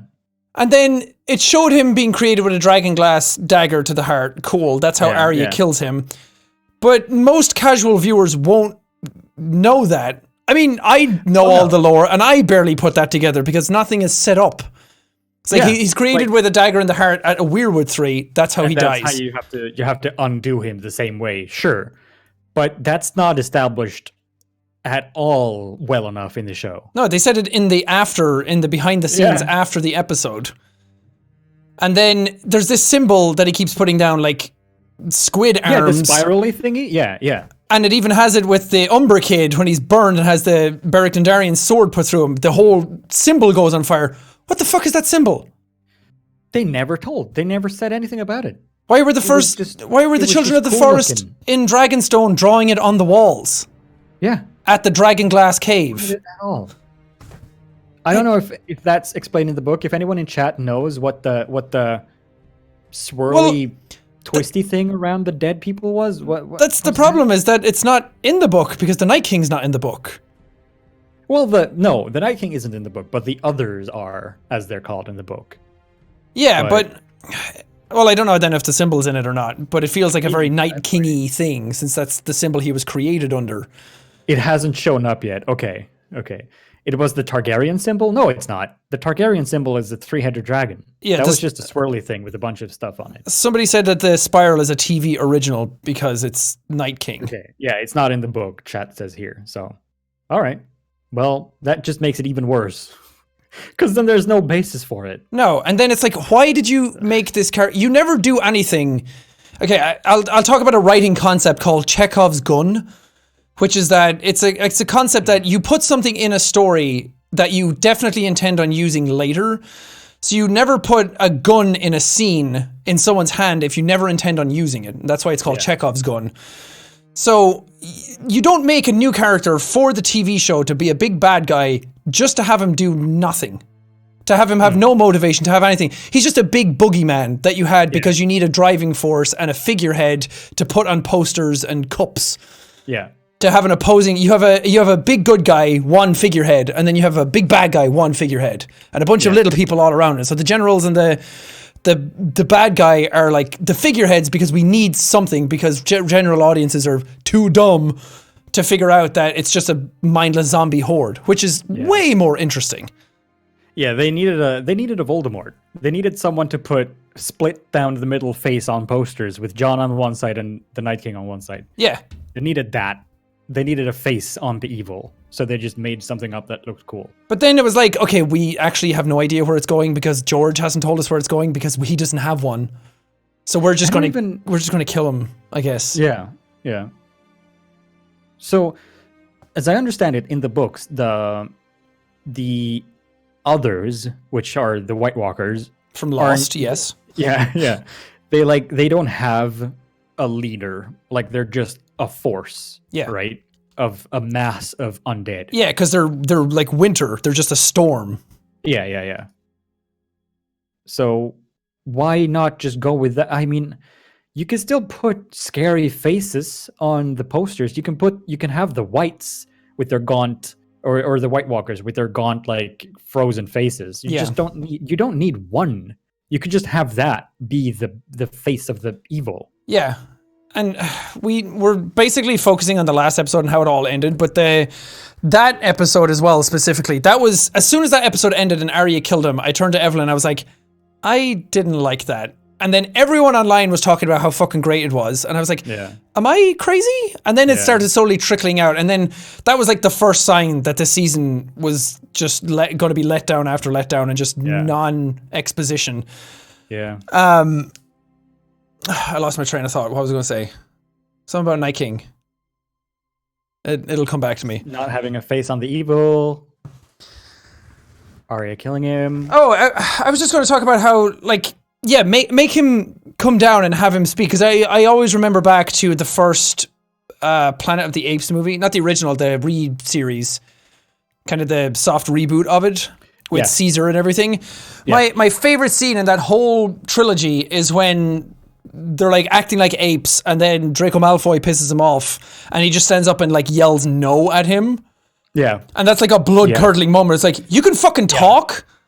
That was, I remember that scene. I skipped back because I was watching it. I didn't watch it in theaters, but I was watching it at home and I actually skipped back to watch it over because that was a goosebump scene. Yeah. So good. So I wanted the Night King to have a moment like that and then give him his Thanos motivations where he like explains some things or talks and then the audience are kind of like, oh shit, he's kind of right. Yeah. Otherwise it's just, why do you exist? And he was one of the coolest characters and I was even more disappointed because interviews before it came out, they changed the actor I remember what I was going to say now. They changed the actor from a well-known actor to one of the stunt guys. The stunt guy who did Arthur for the Night King. Oh, really? So they changed the actor to the guy who did Arthur Dane's fight scenes. Yeah. The guy with the double swords who was fucking phenomenal. But they changed it to him. And then he was him the whole time, but okay, yeah. No, they changed it after Hard Home or before Hard Home. Okay. And then it was like, oh, they changed him because he's going to have fight scenes. Awesome. And we need somebody who's able to do those. Yeah. But then it just turns out that, we just did that because we didn't want to pay him union wages. Did he use his sword ever? No. The Night King ever use his sword for anything? This is the point I'm getting to because I read an interview, I think it was Entertainment Weekly or some magazine like that, where they had him on the front of the cover holding his sword. Yeah. The only time he's ever used that is to kill the three-eyed raven, the previous one. Yeah. Then they showed him using that and they talked about him being like this menacing force that was going to have like a reason for being there. He had that Hard Home scene with John where he stared him down. It's like super cool scene. Then they're like, he's going to have another scene like that in season 8 and it's going to be even better. It's like, you did the exact same scene. He showed up, he stood at John, raised his arms, all the dead raised. It was the exact same scene. Yeah. So what are you talking about? And they came south and died in the first battle they ever did south of the wall. The wall's destroyed, first time ever in history. Big deal. He's had thousands of years to train and prepare and get good. He one-shots a dragon. Yeah. And then they don't even consider the fact that maybe if everyone that knows everything about us is in Winterfell, maybe we should just avoid Winterfell for now and just like spread a little bit and get more people and then like surround them. Yeah. No. The generals didn't even fight. The general White Walkers, well, the actual White Walkers, the zombies are whites. Yeah. But which is super confusing. But the White Walkers only ever fought Jon once at Hardhome. And then the Night King used his sword icicle once. And barely. One of them fought Jon at Hardhome. The other ones just stood up and watched. Yeah. And they made such a waste. It would have been so cool if the Night King was there like, Dragonfire's not going to kill him, which we also speculated between each other because he walked through it at the ice scene where he killed Viserion. Yeah. Like, okay, maybe he won't actually be harmed by fire. Then it shows him breathing fire, and you're like, that's not going to work, obviously, because of the previous scene where you said like no one's ever tried. And then have Arya show up. I think maybe you put it in your video where she like stabs him, or maybe we were just talking about it. Like stab him, have the dagger not work. It's like, oh, suddenly Valyrian steel doesn't even work against him because we need the dragon glass. Yeah. Well, also, I was going to say something. Stab him, fire. Oh yeah. So if Bran can see the future, if he can see the future, then why would his answer to does dragon fire harm him be no one's ever tried? If you can see the future, then you know they're gonna try and that it won't work. Or at least you'll have seen someone else's information somewhere. But yes, they always fall back on the trope of Bran being like, he knows everything, but he needs to know where to look. He knows things when it's convenient for the story. He's a giant Deus Ex Machina. Yeah. Or is he I get that it's hard to write that stuff because, well, Bran basically messes everything up if he just knows everything. Yeah. But don't put him in that position then where he's always around, or like where he has the ability to just tell people. Yeah. Like, just make something else happen with him. He can't see the future, only bits of it. Well, we were arguing about that earlier as well. It's never really made clear either. They kind of hint that he can, but that's the thing that's so ambiguous. Where and like, even if a lot of this stuff is explained in the lore or in the books or whatever, like, I don't think, personally, at least to me, that stuff doesn't matter, because you need to be able to view the show as a whole. You need to be able to look at just the show and understand everything. Yeah. Because a lot of that, and that goes for everything. A lot of that stuff with Star Wars is the same, where it's like, well, in the extended universe, you get to know that this and this and this happens. It's like, well, yeah, but that doesn't count, because if you're just watching the movies, then you don't get that info. Same in video games. If you don't get the information in the game, then you can't consider it to be like part of that canon. Yeah. Then it's the book canon or whatever. It's like a writing sin that the audience should never like be withheld from information that the characters know unless it serves a purpose or something like that. I can't remember the specifics of it, but otherwise it just ends up making the audience feel dumb for not knowing things that they were never given information about. And the idea that they're teasing with Bran maybe seeing the future in the show, I think people said in the books it's explained that he can't actually see the future, just the past. But they also toy with the aspect that the Night King maybe sees the future. Oh, yeah. Because he waits for the dragon and Daenerys to show up, and then he has the spears and the chains ready. Yeah. Do they talk about that in the show at all? That he can see the future? Yeah. I don't think so, no. Okay, yeah. They barely ever talk about the Night King. They just say that he's bad and he's able to raise the dead. He's just a convenient thing when they need something to argue about. Yeah. Because Bran could see where he was supposed to go. He didn't warg into anything to see where the three-eyed raven's tree was. Yeah. So and then when he touched one of the trees, I think it showed him the flash that Daenerys saw of King's Landing burning, or the dragon flying over everything. So he kind of can see some of the future. Yeah, sometimes. I guess, is it when he's touching a tree? I think he's like hooking up to the network. I think that's what it is, yeah. And people were saying that he won't. People were like, why doesn't he just plan against Cersei by going down and seeing? But they made a point to talk about how all the weirwood trees were cut down in the south. So then it's like, oh, okay, so he's cut off from there. He has no like nodes down there that he can like tap into. I was like, okay, that's kind of cool. So his powers are like limited to a degree. But again, they don't really explain this shit.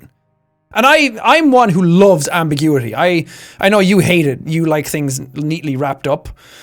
Yeah. But well, most of the things, the major plot threads anyway. Yeah, but I fucking love ambiguity. Like, some of my favorite pieces of like media have some really ambiguous endings that you don't really know what's going on, but there's enough information there that you can kind of work something out. But this one, it felt like it just didn't give you even enough to be ambiguous. Yeah. No, it was just, this is ambiguous, ambiguity to the extreme, where it's like it doesn't make sense. Yeah. Because you can have things be ambiguous, sure, but there has to be like this is probably what happened. This would make sense if this is what was going on all along. Yeah. But here, there's nothing like that. No. It's like it's too random. It's just too much all over the place. It's just ambiguous because they don't have the information. Most things that are ambiguous have, like, some of the, like, I'll take Shadow of the Colossus, for example, because that's a super ambiguous kind of ending. But they give you enough information, it feels like Fumito Ueda has the whole thing figured out. He knows what it is. And then he pairs away and figures out just enough of what to give you so you have enough to string you along and tie you along, and you can start making up things with hints that are there. But this one, it felt like they were hinting that there's more, but they don't know what it is, so they're just whittling it down, and they can't even explain it even if they wanted to. Yeah. So it's not ambiguity, it's just lack of information. Exactly. Yeah, like chat said also, it's not ambiguous, it's empty. Yeah. That's pretty much it. And for a series that had incredible depth to it, yeah, suddenly having it feel empty and everything teleporting all over the place is just, it just feels really... Yeah, that was the most impressive part of the whole show, is how clever it was. And they took that part away. Yeah. Because I guess D&D just wasn't clever enough when it came down to it. Or didn't care. Or didn't care. Or just wanted to move on to Star Wars. Just took too much time to figure it out. Yeah. Also, I don't know if you still have my end of the stream up. Yeah. But this shot of the grass growing out of the snow, yeah, when they are passing the wall, was that supposed to mean anything? I think that's why people were saying that the snow is melting because winter's gone, because the White Walkers are dead.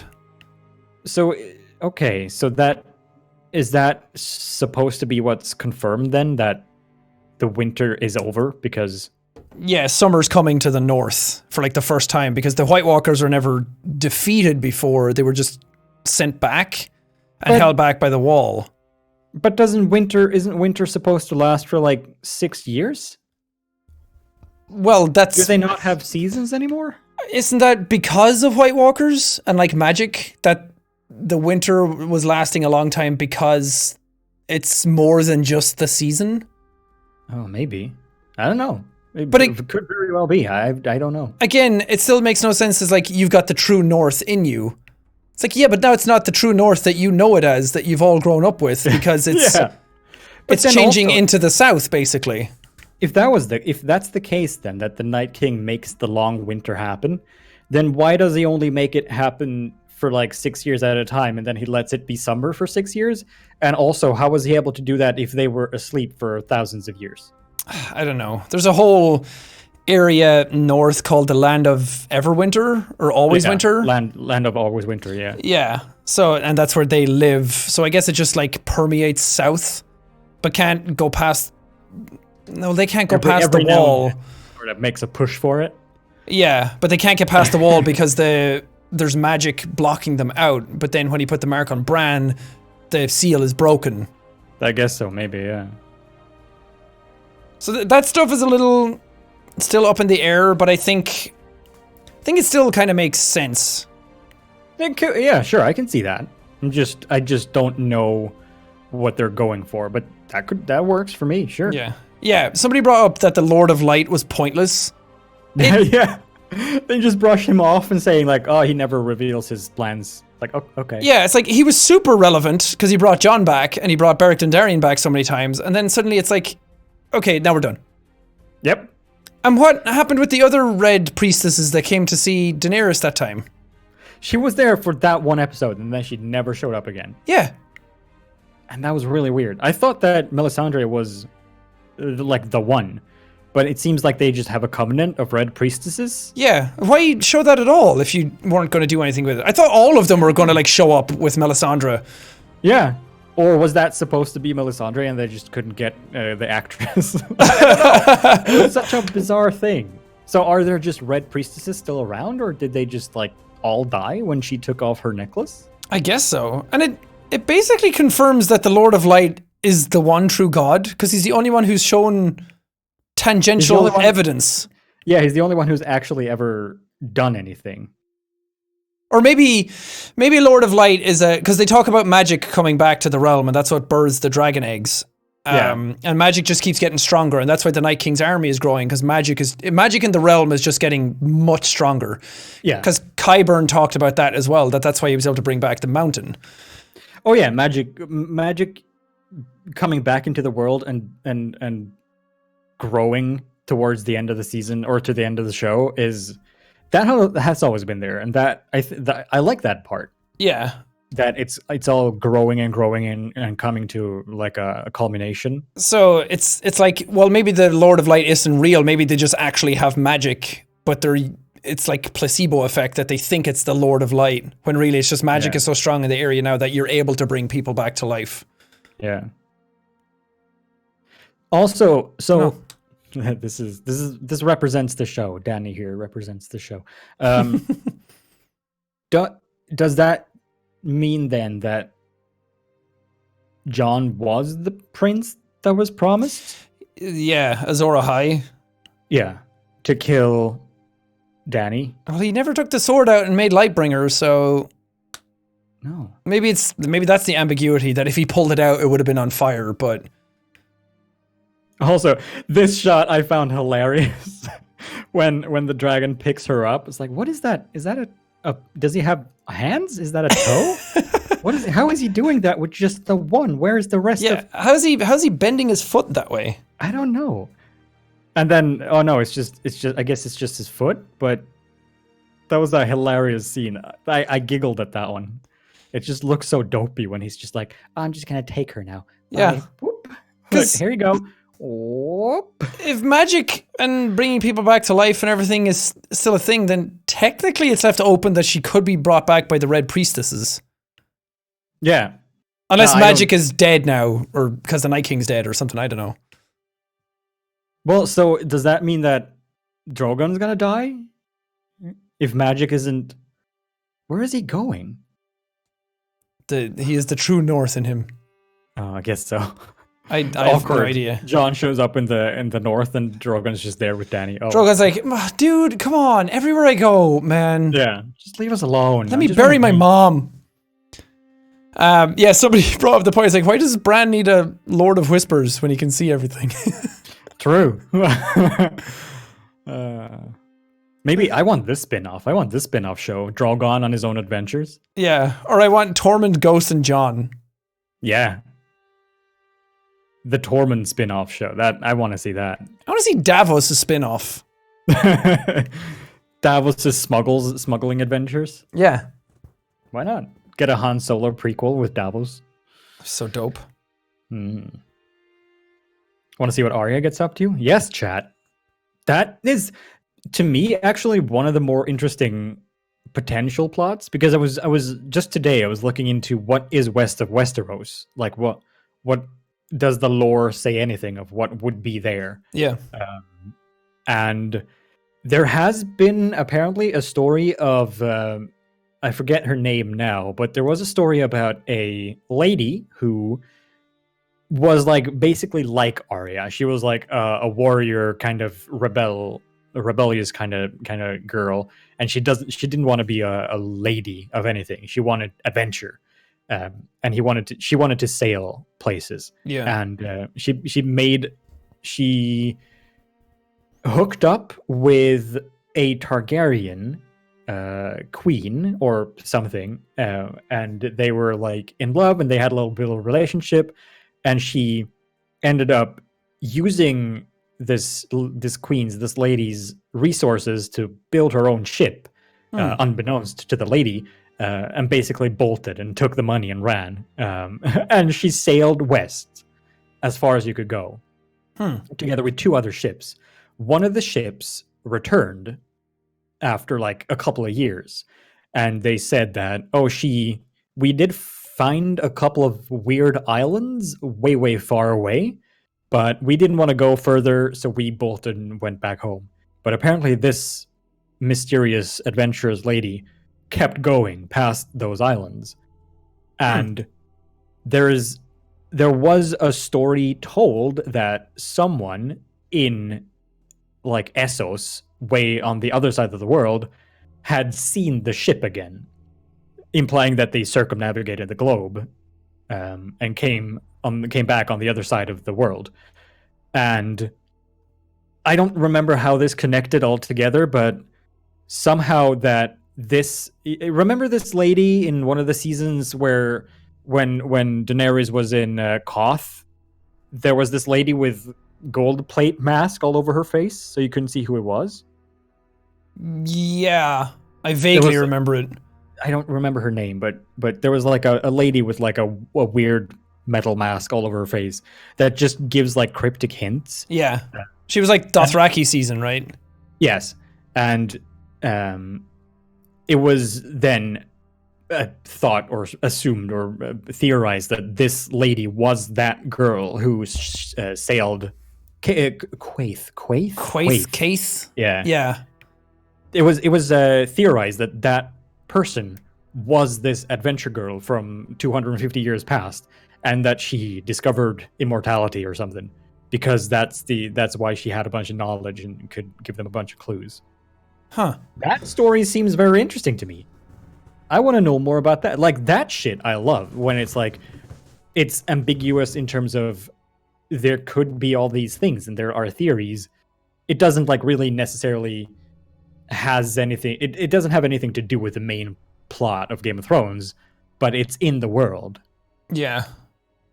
And I want to know more about that. Like, if there are other crazy worlds to the west. Yeah, that'd be and fun. Then you circle back around and you come back into Essos. That'd be fun.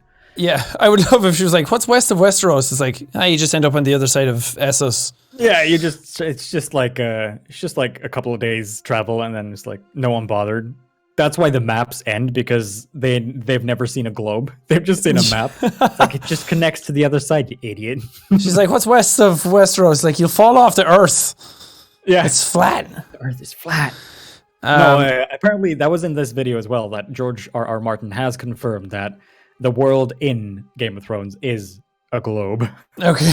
So he has confirmed that. She sails to Middle Earth and meets Gandalf.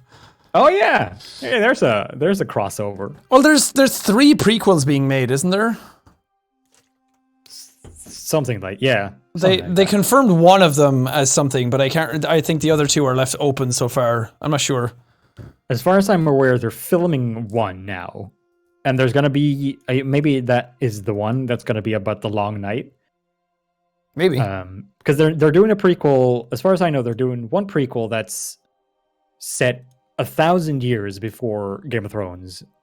And it's about the creation of the Night King and the White Walkers and the Long Night. Ooh.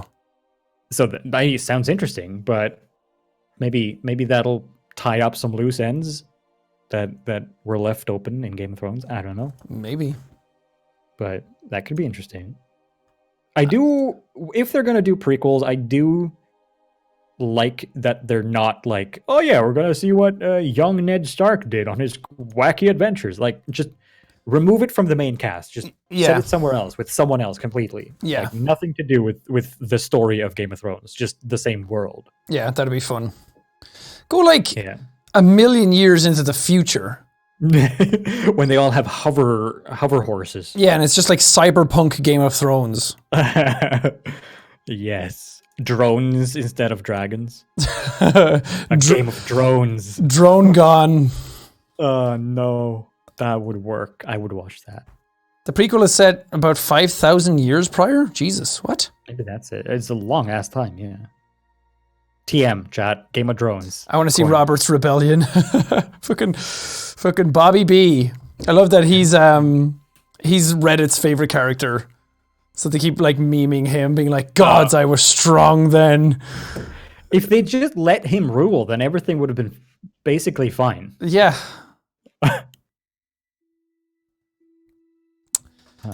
Oh, Game of Thrones, what happened? Yeah. You were the chosen one, meme picture. You were the one who were going to change the landscape of television. Yeah. I mean, to be fair, it did. And for a bit. The budget and the visuals of it are far beyond what any other TV show has ever done. Oh, for sure. Yeah. No, even up until this point, you can't you can't fault the production value of it because it No. looks insane. Yeah. Except for the long night, but apparently we're the ones in fault there. Dude, just adjust your TV. Yeah, I know it wasn't too dark because I'm the one who shot it. Yeah. That was, by the way, a quote from the cinematographer of that episode. He said in an interview that I know it's not too dark because I'm the one who shot it. It's like, yeah, okay. Yeah, but there has to be a reason why it was too dark. Maybe it was like the encoding or the stream or internet or whatever you did after that. Maybe it was fucked up. Yeah, maybe it was the editor. Maybe it was the color grading. That was just they meant to put it at 50%, but they put it on 100. Yeah. Like, oops, we've already rendered the episode. Seems to be a common pattern with people who are on the show getting criticism for it and then saying like, it's all your fault because I shot it and it was fine. Yeah. The D&D writers even said that they're not going on the internet for a whole day during the finale. They're going away somewhere to get away from everybody and get drunk. That's a good sign. Yeah. You know your show is good when you don't want to see people's When you don't want reactions to to the listen to ending. criticism. Yeah. Yeah. Yeah, exactly. When you don't even want to see, not because you're like, oh, the criticisms. We don't want to see all the negative shit people say. Because I mean, I can understand that from a certain point because there's going to be a lot of negativity on the internet, and I get wanting to avoid that. Yeah. But if you're not even excited to see people's reaction to your finale, then you know it's bad. Yeah. Because then you know that it's just going to be negative, right? Yeah.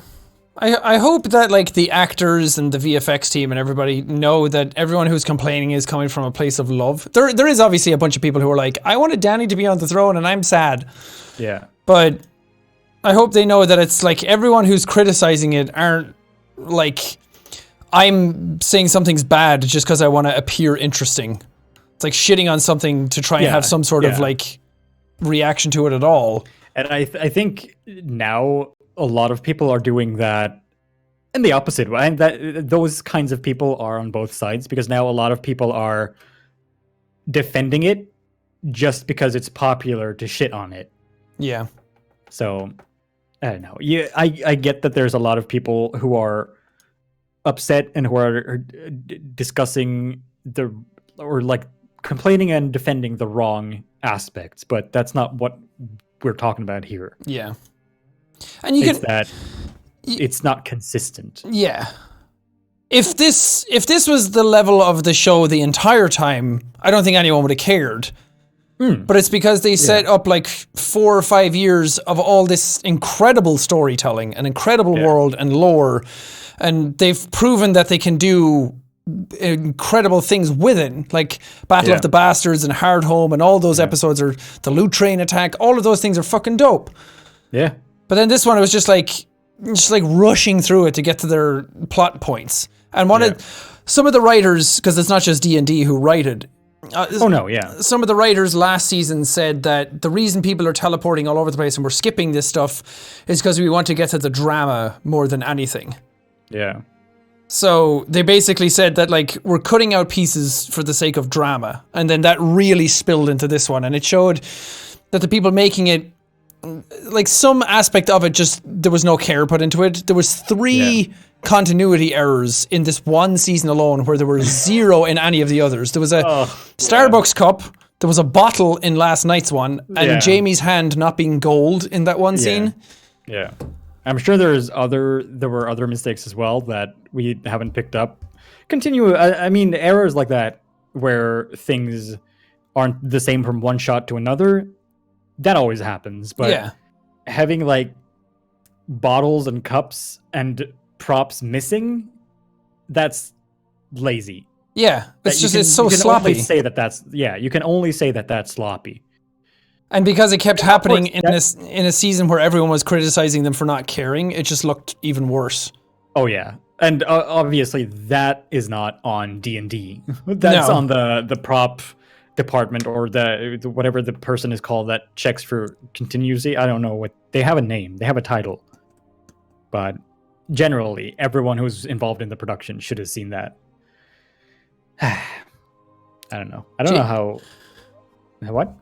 People were saying Jamie's hand wasn't in the episode. It was the other shot of the same scene. I'm not sure what you mean. Jamie's hand wasn't in the scene, just a picture. Huh. What? Either way, there was an error with the hand. Well, yeah, there's shot when he's hugging Cersei in the map room, and he's holding his hand on the back of her, on her back, and you can see that it's not a golden hand. Yeah. Which is weird. I guess they just figured that his hand wouldn't show up in the shot, so they didn't bother putting the prosthetic on, and then it did show up in the shot. Oh, Anyway. it was a promo shot that it happened. It wasn't actually in the episode. Ah, okay. Oh, okay. So Well, that it's still a mistake, but yeah. yeah, it's at least they've realized that one and fixed it. Yeah. But yeah, the bottle and maybe Sam was just doing the fucking bottle flip challenge. Maybe Bran was doing it. He was seeing the future, and he's like, "We got to get in on that." In the last episode, Yeah, they were like, "This is how we choose the king," and they just flip a bottle and dab. I also think that this ending shot of them just sort of lazily riding off into the forest is pretty weak. Yeah, I don't know. This didn't feel like an epic like conclusion to an era. Because the final shot is something that lingers in your mind. yeah, the first and the last. Yeah, when the episode is over. Yeah, and that's why there's a lot of comparisons to Lost with this. Lost used to be my absolute favorite show ever. I mean, it probably still is. And that also had the same problem as it has 6 seasons. First 4 are amazing. Everything else is shit. Yep. Well, shit in quotes. Well, But in relation to what it was before. yeah, and it's also in the same vein that they set up a lot of things and never answered half of them. Yeah. But even that got the last scene right because it starts with Jack on the beach opening up with his eye, and the last shot is a reverse of that. Oh yeah, I remember that. Yeah. So I watched great. Lost seasons 1 and 2, and then I sort of fell off it, and then I watched the last episode, and I was so confused. They were dead the whole time. Yeah, apparently so. I will say though, just because I was clicking through the episode, I love the fact that when they were flying through the scenery in the episode, the models are broken. Yeah, they kept Like changing Winterfell. per episode.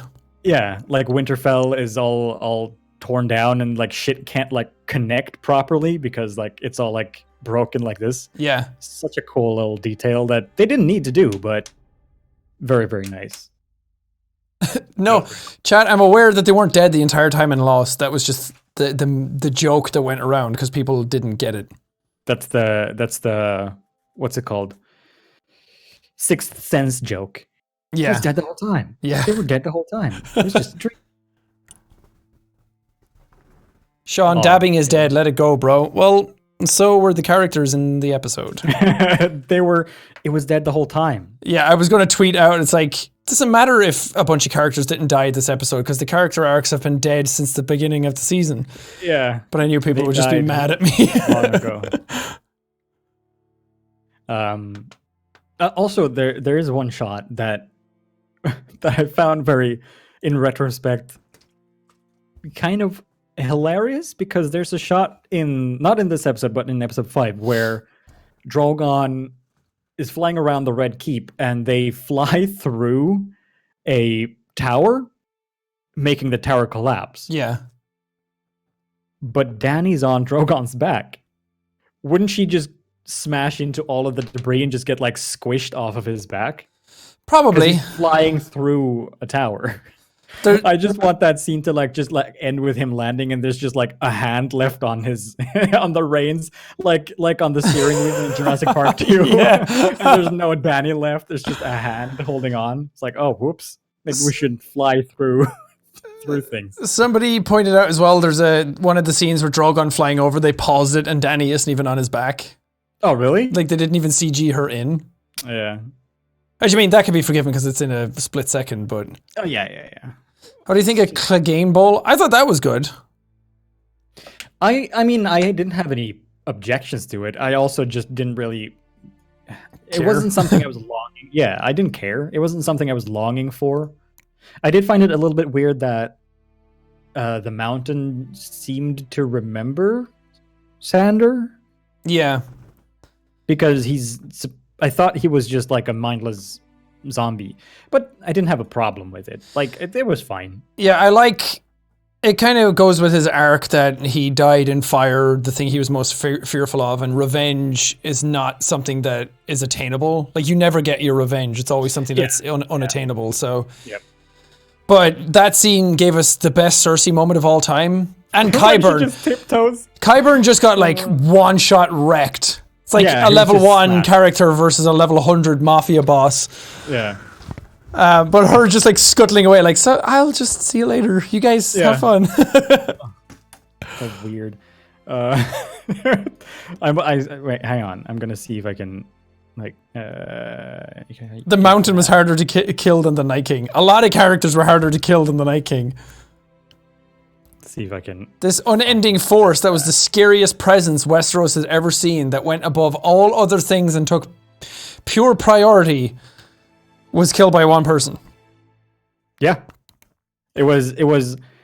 I mean, technically not, but I think they say that as well, or someone pointed that out, that now Dany is the most lethal character in all of Game of Thrones.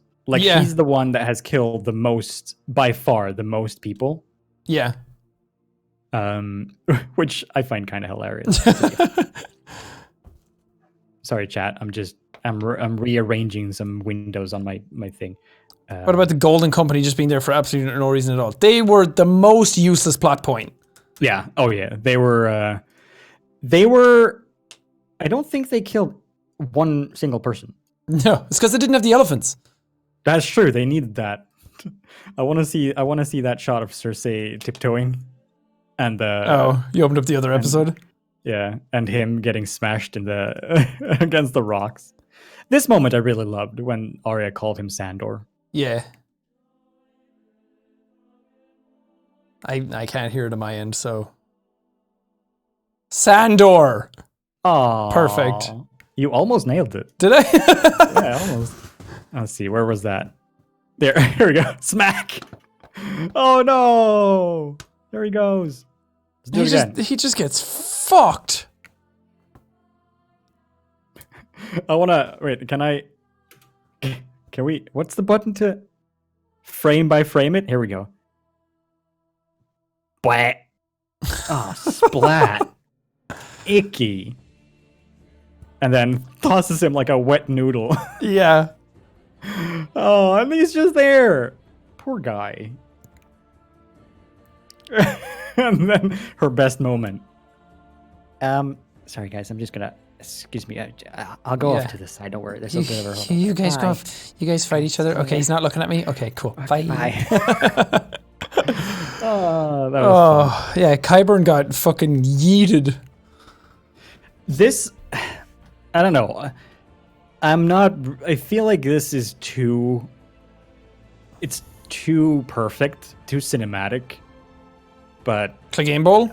Yeah. With the dragons flying over and the fire just out. Like, it's such a perfect moment, but I get it. I didn't mind it. I just kind of sad that where it took place, like on stairs. Yeah. It doesn't really feel like the best place for it. I mean, they made it work. It's just I think in my head, I just pictured it differently. Yeah. It was kind of a cool moment. Although, this was confusing to me. I thought that all of the wildfire was gone, but I guess they just had more? Well, the wildfire in the city was something the Mad King did, but I don't think they ever talked about getting rid of it. I think it was just always still there. I thought that was the wildfire that they stacked up for the sept blowing up. No, I think they made new wildfire for that. Oh, okay. So that was just obviously, yeah. I was just under the influence that was lost. Yeah. But okay. I wonder if wildfire would even kill them. That's true. The White Walkers. Oh, yeah. Wait, can we see? Nothing else matters. So, okay, chat, if you haven't actually seen the episode, remember before when we were showing off Jaime's hand just sticking out of rubble? This is the rubble that that Tyrion could just like casually walk under or over, I guess. Let's see if this shot of everything just collapsing. Again, it's a little bit dark. Yeah, I'm putting the That's squad stream link in the chat again, so anybody who doesn't see what he's talking about. Okay, so this is what happened. You can see that everything is coming down. The whole building, everything is coming. That's not a thin layer of bricks. That's the whole building. No, that's whole archways. People were saying they should have hid under an archway, but there's something about like, but they realized that all arcs were dead anyway. I get it. Oh. And then, okay, so, oops. Why does it... You just get rid of everything. You're bad at this. No, but the thing is, when I try to go to a new episode, it like rescales everything, so it doesn't line up with my windows anymore. You're really bad at the super fancy things that you have that I don't. You're really bad at the super extra effort you went into to make your stream better. I mean, I didn't plan on skipping around in episodes, but then we started talking about other shit. I'm just gonna line it up again. Don't worry about it. What's the Rotten Tomatoes score of the episode? I don't know. You look at something. You do something for once. I am, but I don't want to. I don't think my thing's set up Okay, anyway. to show my screen. Yeah, Right. so remember that whole collapse scene? Oh no, it's fine. It's just this now. That's all there is. That's all there was. No problem. You can just casually waltz through. Look, it's no problem. The archers are still standing anyway. Even Okay. the archers didn't fall down in the end. Okay, chat. What do you think the score is? Without going to Rotten Tomatoes, what do you think it is? What do you think it is, Robin? See if I can see season 8. So season 8 has been the worst performing season of Game of Thrones history. The first episode is 92, then it went down to 88, then 75, then 58. And then the Bells episode, the second last one, has 47%. Okay, I'm gonna guess that the finale has more. Okay. You're right in that regard. Okay. Has What do more you it say? has more than 47%. I'm gonna say 62.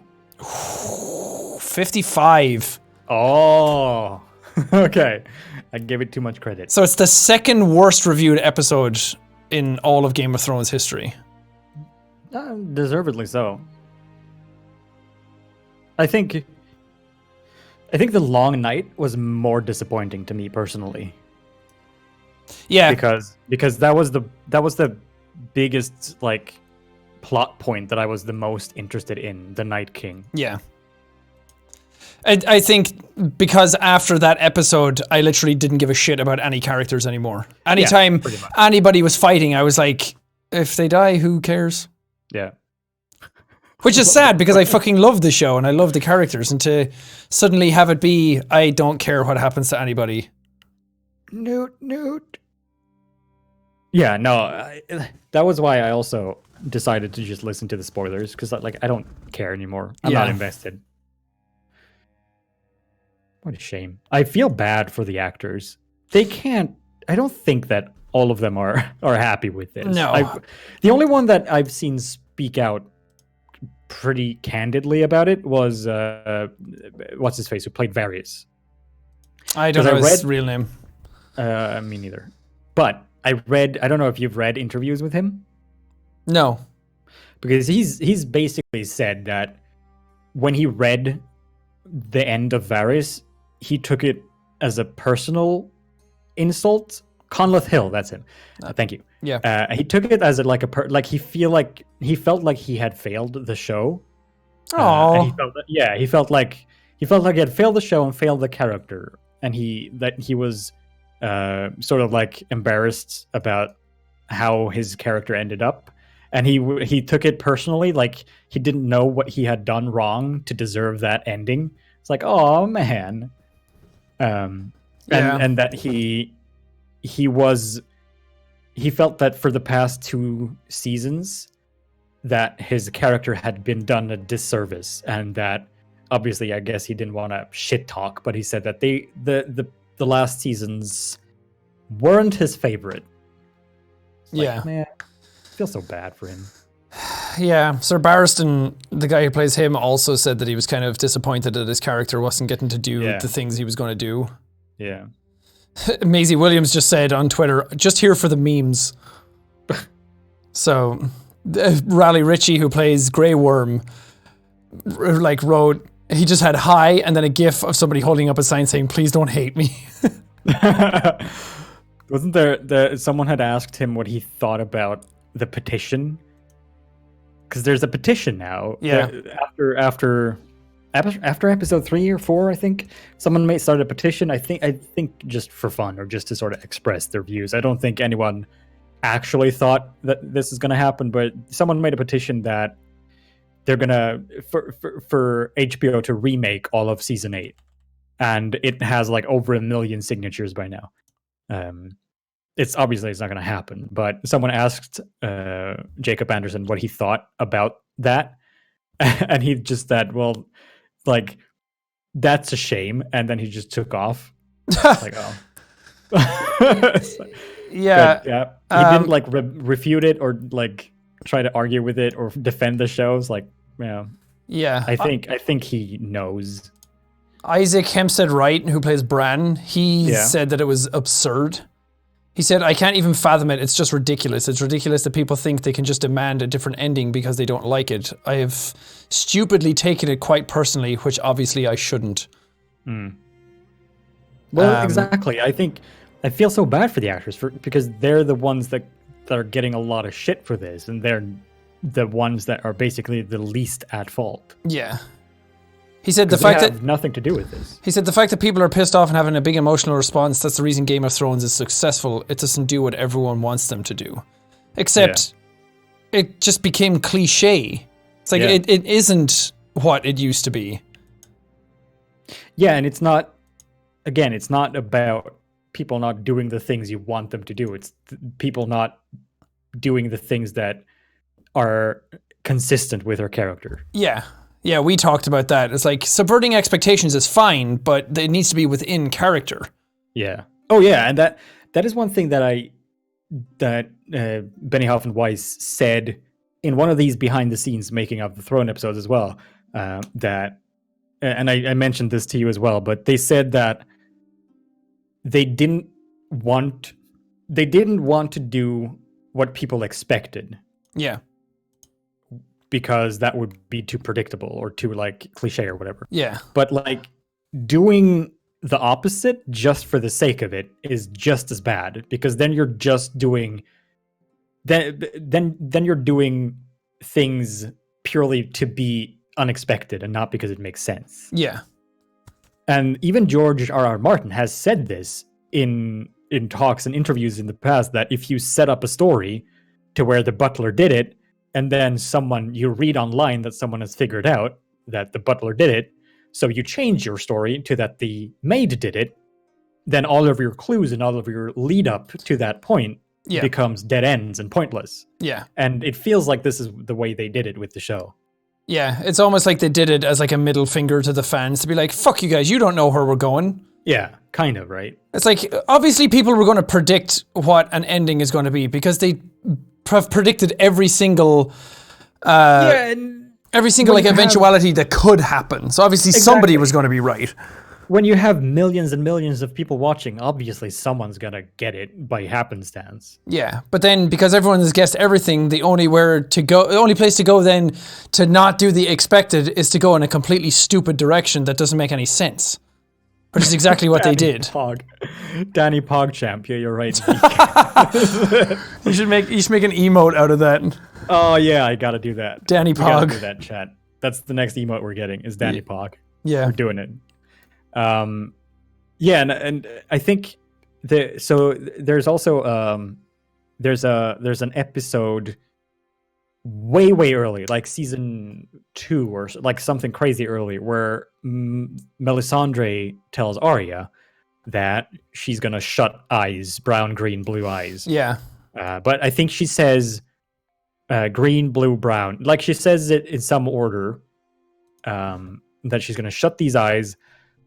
But she says that to Arya, way before the showrunners had decided that they wanted it to be Arya that kills the Night King. Yeah. So when she says that, they didn't have this plan. And then when Melisandre repeats that prophecy in the Long Night episode, they changed the order she says that so that they put blue at the end so that it would seem like it makes more sense. Yeah. Because the blue are the last one she will close. Like, you can't, now you're retconning your own predictions just to fit into your own narrative. Yeah. Like, I don't. Yeah, they also fucked up a simple thing at one point in the episode after the Long Night. They talked about Gendry becoming a lord of Storm's End. Yeah.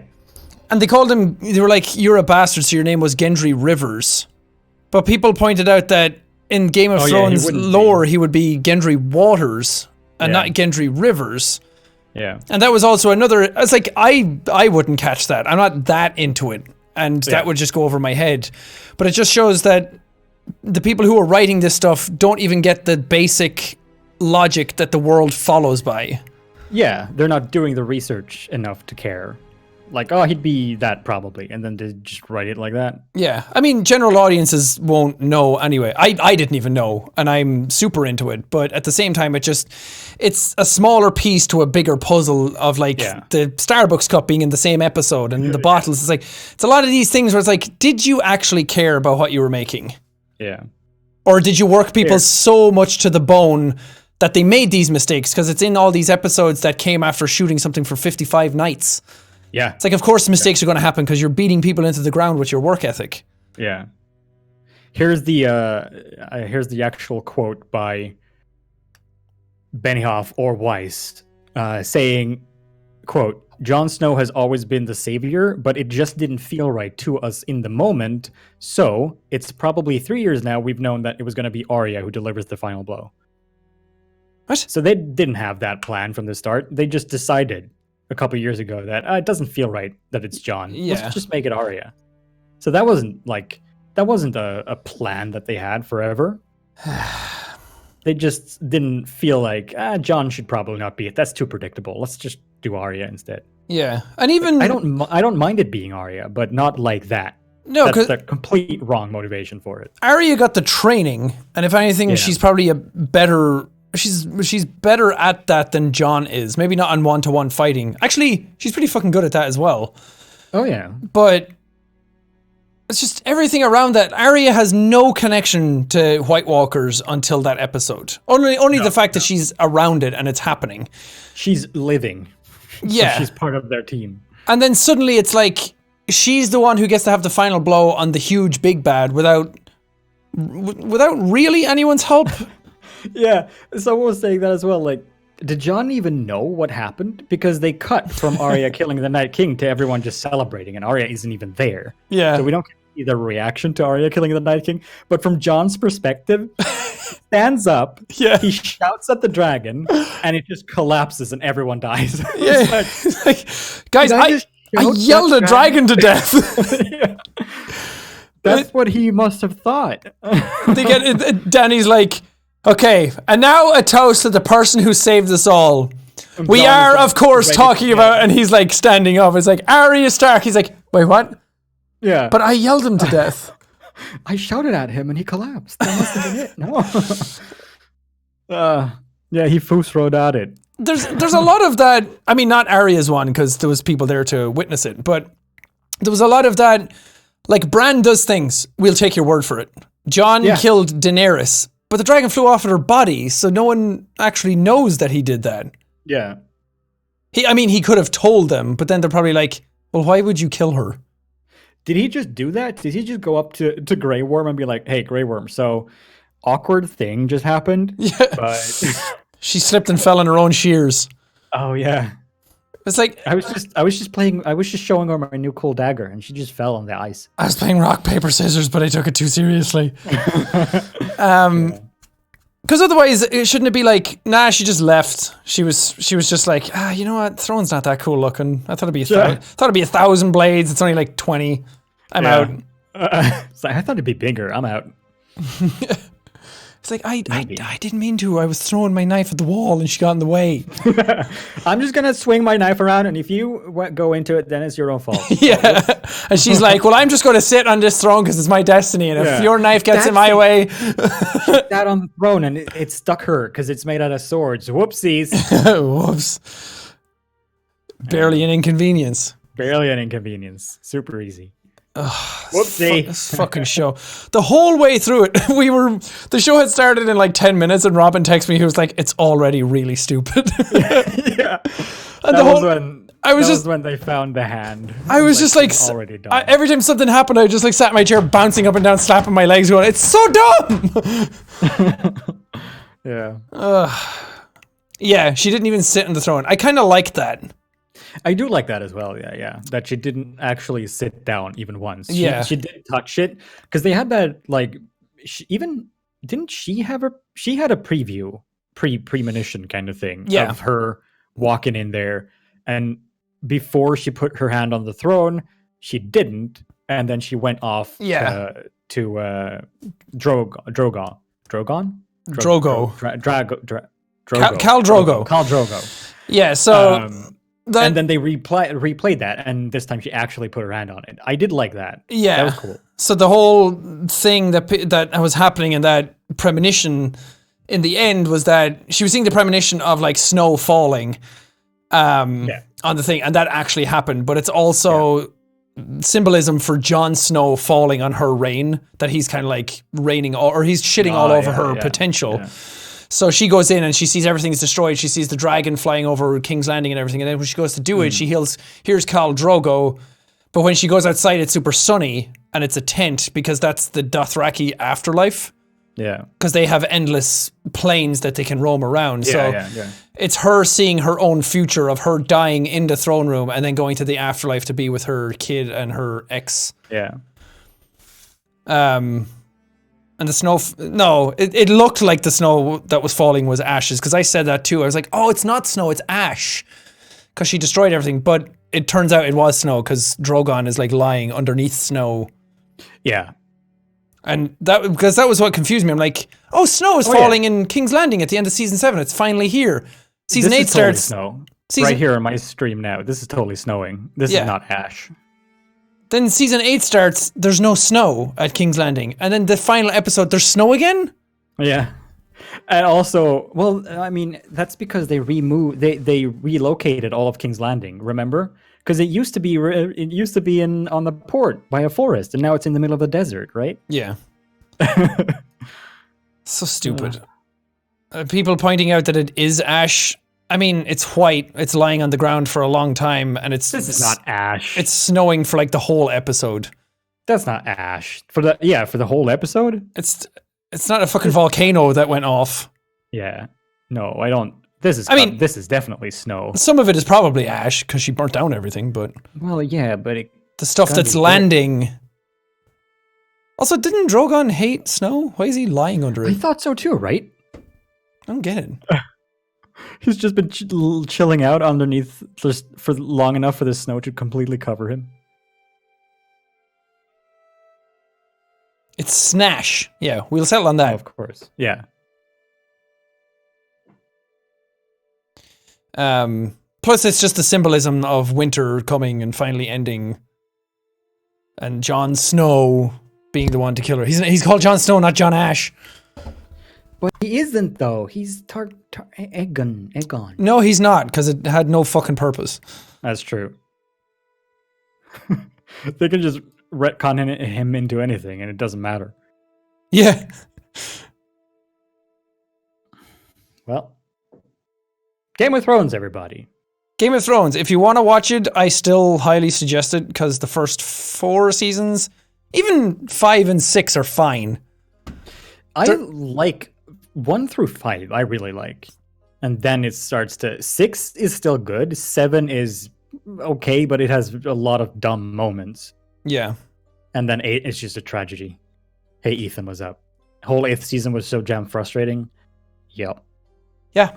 I would still recommend watching the show, but I would also say that, know this ahead of time, know that it doesn't have a satisfying ending. Know that a lot of the plot points that are being built up and very purposely being spoken about in very high regard end up having no purpose. Yeah. Just don't care too much if you're going to watch it. And also, that was something that I saw most of the actors saying regarding the last season was when people ask them, are people like, what's the fan reaction going to be? Are people going to like it? Are people going to be happy? Blah blah blah. And the general consensus seemed to have been, it's not going to be a happy ending, but it's going to be satisfying. Yeah, bittersweet was what they kept saying. Yeah, like no, it wasn't satisfying at all. It was like you shit in my mouth and told me it was creme brulee. Yeah, that's exactly what it was like. And then said, fuck you for not liking my creme brulee shit. I made that myself. I made this for you! I made this for you! Oh, I love that video. Hot Kool-Aid. Yeah, it's alright. Game of Thrones Season 8 is hot Kool-Aid.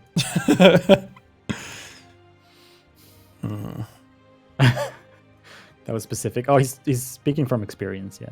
It was satisfying for me. I mean, that's fine. If you enjoyed it, I'm not going to tell you that you shouldn't have. I wish I enjoyed it. Obviously, I want to like it, but because I enjoy the rest of the show so much, but I just can't find the good in it. People were saying that it's almost like you're playing a game that has multiple endings, but you picked all the wrong options and just got the really plain ending, and there's a bunch of more information hidden around somewhere else that you have to go back and do. Like it's neither of the extremes. It's just like, oh, I guess it's over now. Yeah. She's my queen. She's my queen. I don't feel like their love is warranted. I don't think that's earned at all. They go from like having boat sex, to then suddenly being like, yeah, we love each other, to being more devoted than Jaime and Cersei. Like it's the most forced love plot ever. Yeah, I don't know. Every time Jon says, "I love you," to her, it just doesn't feel like he means it. It doesn't feel earnest. Yeah. The whole thing with Ygritte was way better. Yeah. In terms of actually believability, but this was just messy. And it also just works because you don't even really need to lay that much groundwork with them, because she's a contrast to him. So obviously they like stuff about each other because there's stuff in each other that either of the other doesn't have. Yeah. Like she's free and he wants to be free and carefree, but yeah. She also admires his loyalty and things like that. So it works a lot better well, maybe it also helps that they probably had a lot of off-screen chemistry considering they got married later. Fair enough. But yeah. But there weren't any reasons for Jon and Dany to like each other other than they were family. Yeah, I guess so. Hey, auntie. I mean, it's borderlining on well, they're both hot, so they're gonna fall in love. That kind of trope from movies. Yeah. I'm sad that they didn't react to the fact that they were related more. Right? No one seemed to really react to that much. Just Tyrion and Varys. Yeah. The only fallout from that is that Jon doesn't really like kissing her that much anymore, and that's about it. Yeah, but that's more got to do with his sword is in the way. His sword? His honor. And also she did murder a lot of children. She kind of did, didn't she? It could be a turnoff for some people. And I don't like that everyone's showing scenes of her being like, I don't want to be queen of the ashes, and then people are like, so that was a lie. It's like, well, that's the foreshadowing.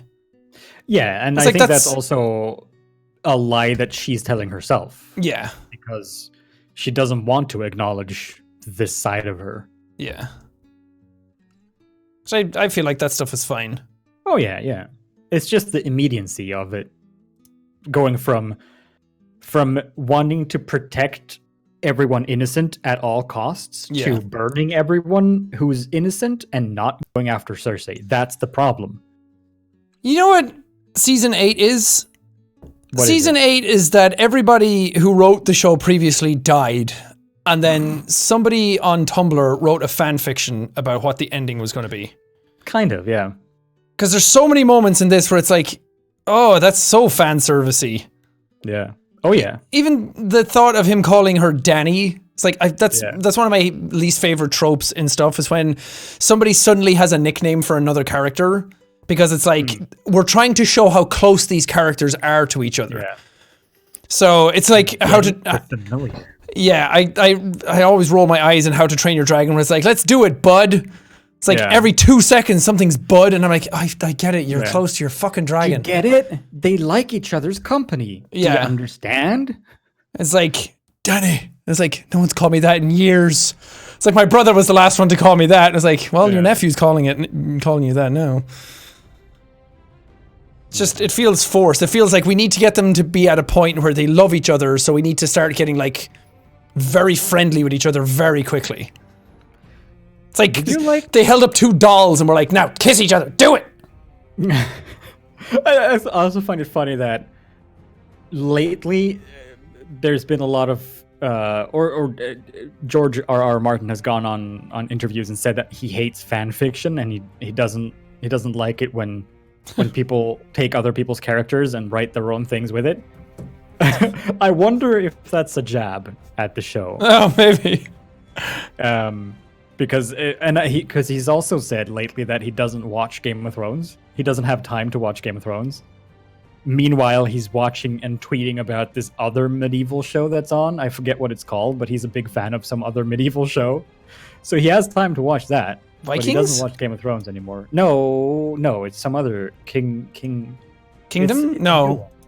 It's a new one that I haven't heard of. Kingdoms, The Last Kingdom? Maybe? I've no idea. You could probably say the name and I wouldn't recognize it. Yeah. Outlaw King? Maybe. I want D&D to come back at some point. Dan and Dave to come back at some point and just be like, so it turns out that John was gay all along.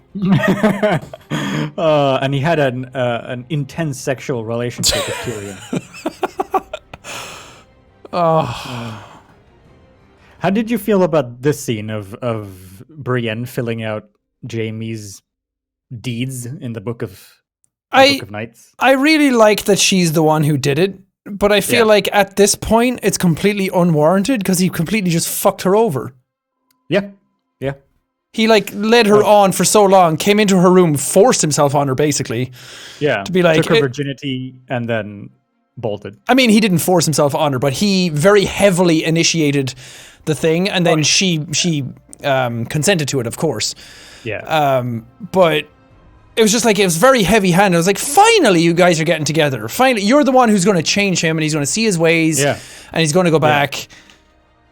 But then, you just... Yeah, up until that part, Jaime was one of my favorite characters because I found his redemption arc the most interesting. Yeah. And it was so nice to see that he finally, when he left Cersei, it was so nice to see him finally, let go of that part of him. Yeah, cut the tether. Yeah.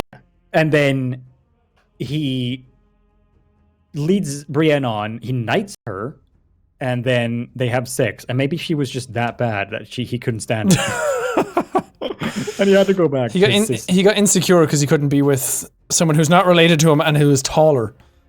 Maybe that's it. Maybe he couldn't get it up because he has a sister fetish. Maybe he has a golden penis. Oh, wouldn't that help though?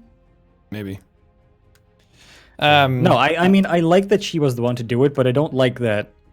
I don't like that he just left her like that and then went off to die for no reason, hugging her. Because people were also saying there's no way he just did a 180 and went back to be with her. It's like he's just saying that, and then the next episode it'll show us saying that he's actually there to kill her.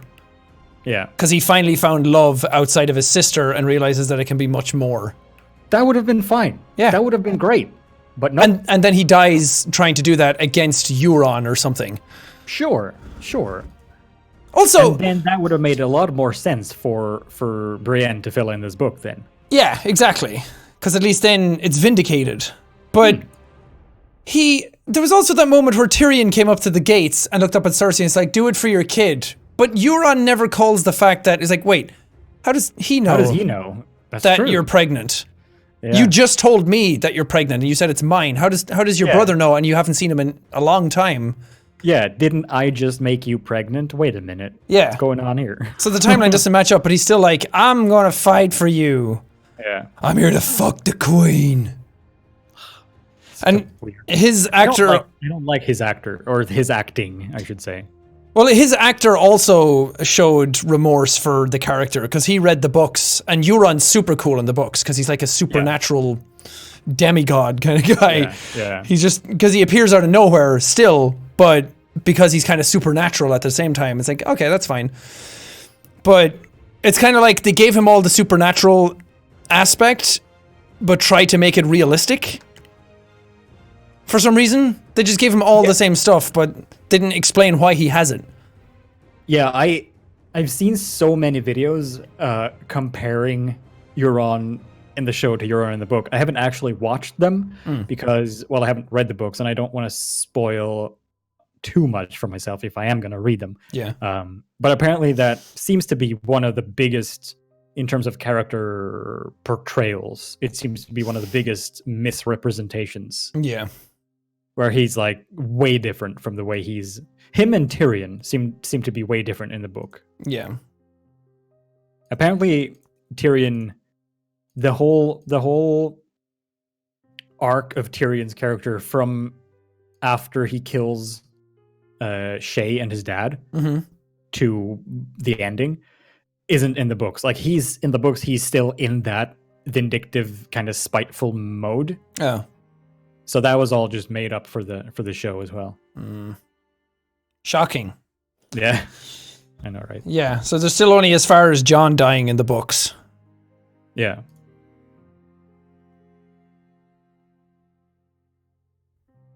Oh, there. Perfect. Yeah. I don't know. I mean, it's still a good show, but Yeah. such a shame. It's that Mass Effect 3 feeling. When Mass Effect 3 came out and the ending was all over the place. They changed the ending after that, not long after that, but everyone who played it first got the shitty ending. Yeah. And it's like, well, now I don't even want to play the first two anymore because you just fucked it all up. And now it's like going back, because I've been watching Game of Thrones alongside the last season, the new one. And I've been going back and watching, I got up as far as season 4 again, and then Evelyn and I watched 5, 6, and 7 together because she hadn't seen them. Yeah. So I've been watching all of them, and it was just so sad. I'm like, you're talking about all this stuff that's going nowhere. All of these characters and all of this plot point is just ends up at this point that I already know has happened now, and it's so disappointing. Yeah. Same with what I mentioned to you. Where, I don't know if Ethan, if you're still around in chat, but Ethan was mentioning that no one had plot armor, and that was before he had watched past season 6. It's No. Yeah, I know what you're talking about. Just you wait. It's coming. And then one episode has nothing but plot armor. Ugh, yeah. So many scenes where people were surrounded by whites and, about to die, and then it cuts back and suddenly they're all fine. That shot in The Long Night, where the Night King raises the dead, and Jon is literally alone, surrounded in a swarm of hundreds of zombies. They cut away, and then they cut back, and he's just fighting a couple of them with his back free. Couple of hundred of them. A couple of hundred of them just up ahead. What happened then? What happened there? He talks. Yeah, it just cuts back, and he's fine. He's such a good fighter. I guess so. He's just that awesome. Fucking Sam needed to guy. die. I love Sam, but Jesus Christ, does his character just not matter at all in the last season? Oh yeah, just sitting in a pile of dead bodies, crying. Yeah. So sad. Wait, how does... That's... Oh no, okay, never mind. What? No, I was just confused about logistics in my screenshot. I was like, how does the arm go that way? But that was Cersei's face, not Jaime. I mean, they are twins. Oh yeah, they're twins. Yeah, they are. Not just brother and sister. Yeah. You know, just a good... Oh yeah, because people keep saying twincest. Correct. Yeah. There's a lot of that going on in this show. Hey, George, do you want to talk about something? All in all, All in all, the cinematography is great. The music is fucking phenomenal. The acting is some of the best on TV. yeah, Everything around the writing is good, but it just shows that good actors can't save bad writing. oh yeah, and up until I'm gonna say up until season 5, it is my favorite show ever on TV. Yeah. In terms of like, I don't have that big of a problem with actors sometimes being not the best in terms of acting. Maybe it's because English isn't my first language, so it's less noticeable for me to pick up on when Yeah. people aren't like 100% convincing. Mm-hmm. But for me, it's perfect up until season 5, and then not so much. Yeah. But definitely the best made show on TV in terms of if you factor in everything, production quality and settings and music and acting and everything. And it only really faltered in the last like season and a half. Season 7 looks worse now because of how that was the start of everything speeding up and nothing really making sense. Yeah, no, go ahead. I was just going to say, at the time, it felt like that, but it also felt like, okay, there's one season left. Maybe they're just getting to a point and we'll get all of that good shit anyway. Yeah, exactly. I was going to say that if season 8 was amazing, then season 7 had felt better in hindsight, because it was like, okay, it's not the strongest season, but it gets the characters to where they need to be for the amazing ending to happen. Yeah. But now that season 8 is an absolute travesty, then it just makes season 7 look worse because it was all downhill from there. Yeah. But I have ordered the books. I have all of the first 5 books coming in probably hopefully this week. I'm going to start reading them. Hopefully they're better. Yeah. But then again, where the problem starts is where the books end. So I'm not going to get a satisfying conclusion anyway. Yeah. I really hope he finishes the books, man. Yeah, I've all of them sitting in my living room. I got them right before this season started. I'm like, okay, I'll read these after the end. Yeah. I kind of want him to just be like sitting on the last 2 books, just like finished, and he didn't want to release them until the show is over. Well, I just kind of want that to be true. That was the rumor. I know that Ian McElhinney that around. said that he heard a rumor. It's like poor Ian. He wanted that to be true. He just heard that from some fan or something probably, and he likes the book so much that the guy who plays Sir Barristan, by the way, he said that George had finished both books, but he's waiting for the show to end because he had a deal with them to not usurp them, basically. Yeah. And then George came out and was like, no, they're not done. I haven't even started writing the last book. I'm not writing the last book until the second last one is done. I'm like, oh, you just shot it down. He has said, the most recent thing I've heard is that the second to last book is going well. Yeah. In terms of writing it, but he has also said that it's not coming out this year, as far as I'm aware. I mean, I don't think anyone expected. God, he's been writing them since 1996. Yeah. Oh, yeah. And he's been writing the last book for 8 years. Like, during all of the show's existence, he hasn't put out a new book.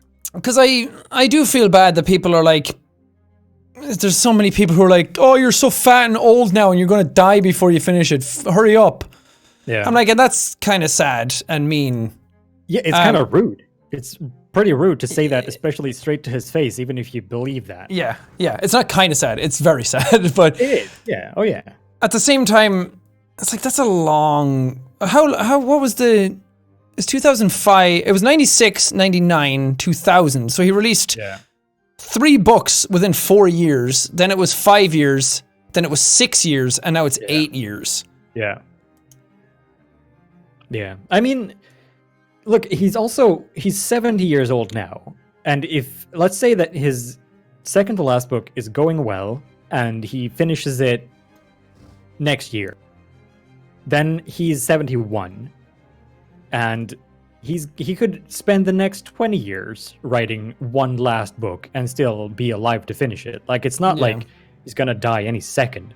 And I feel like it's pretty rude because I've seen that a lot of people I've seen people even hoping for him to die before he finishes the books because they don't think that he's gonna be able to make up a good ending. That's fucking horrible. I know, right?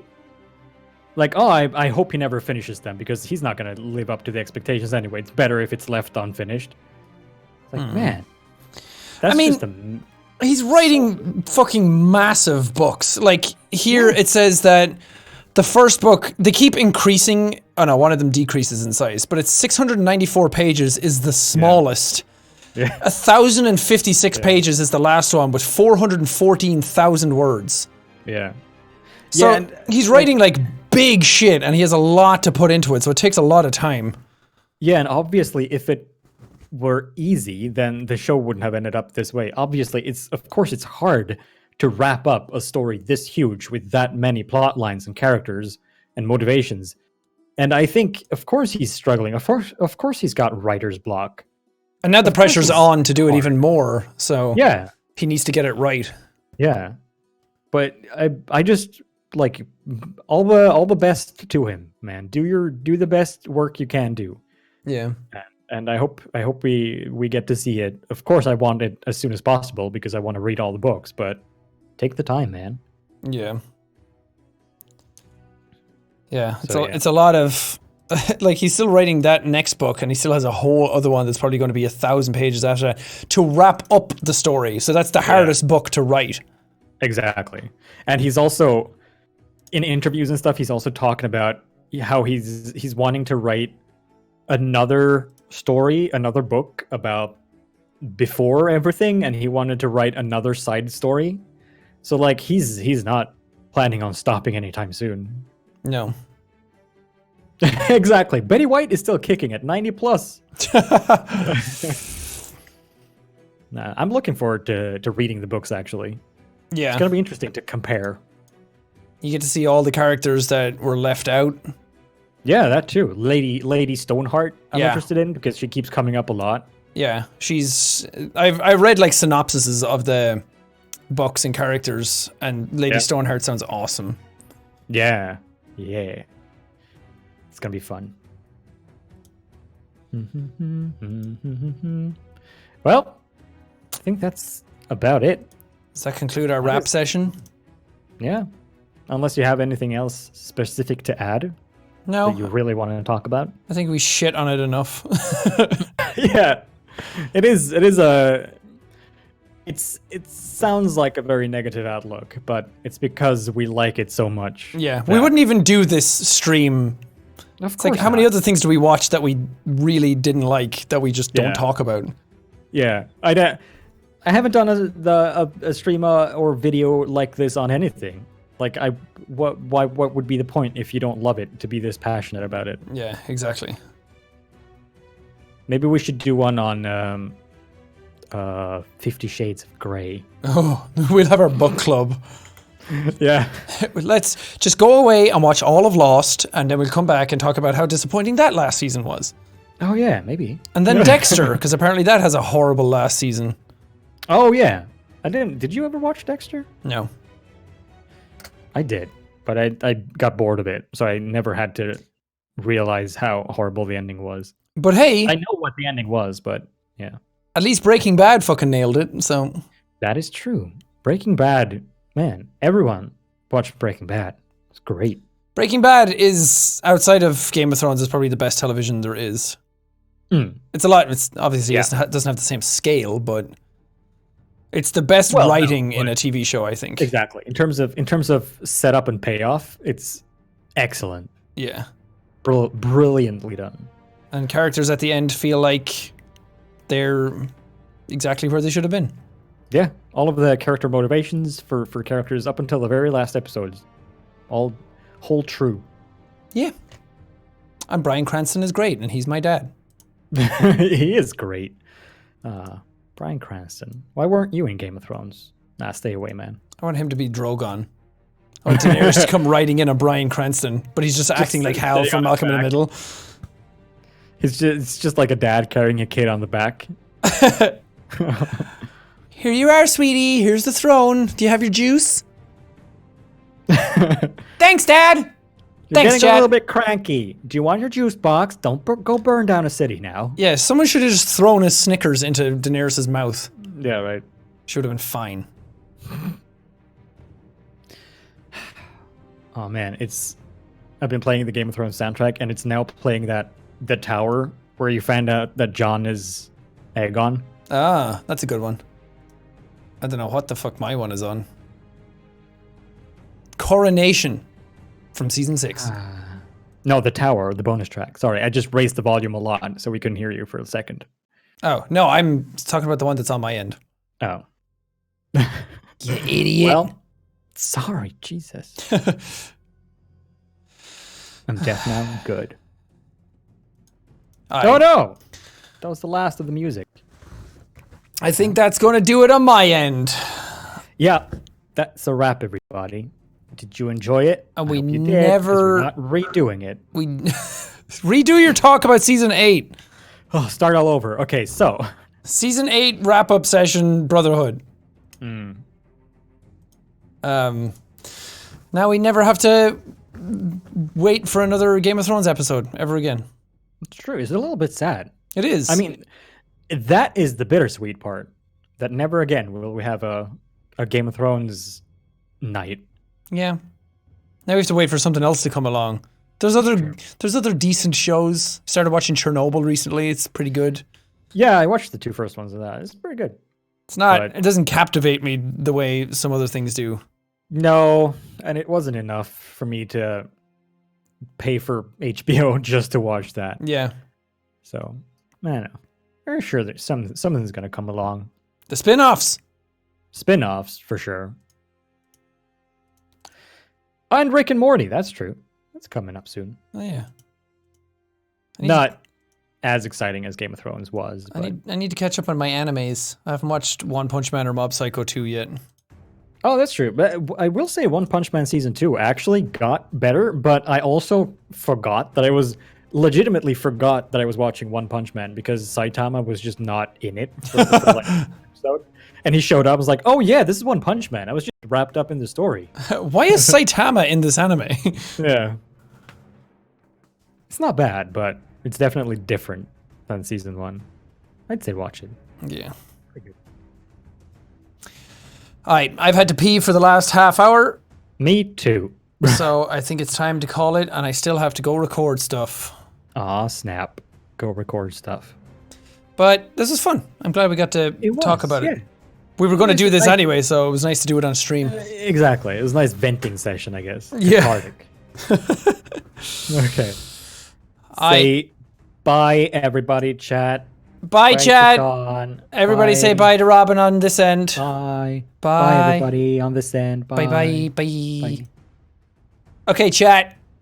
It's just you and me and us and I. That was fun. I know it seems like we just shat on things for 2 hours. 3 hours. Holy Christ.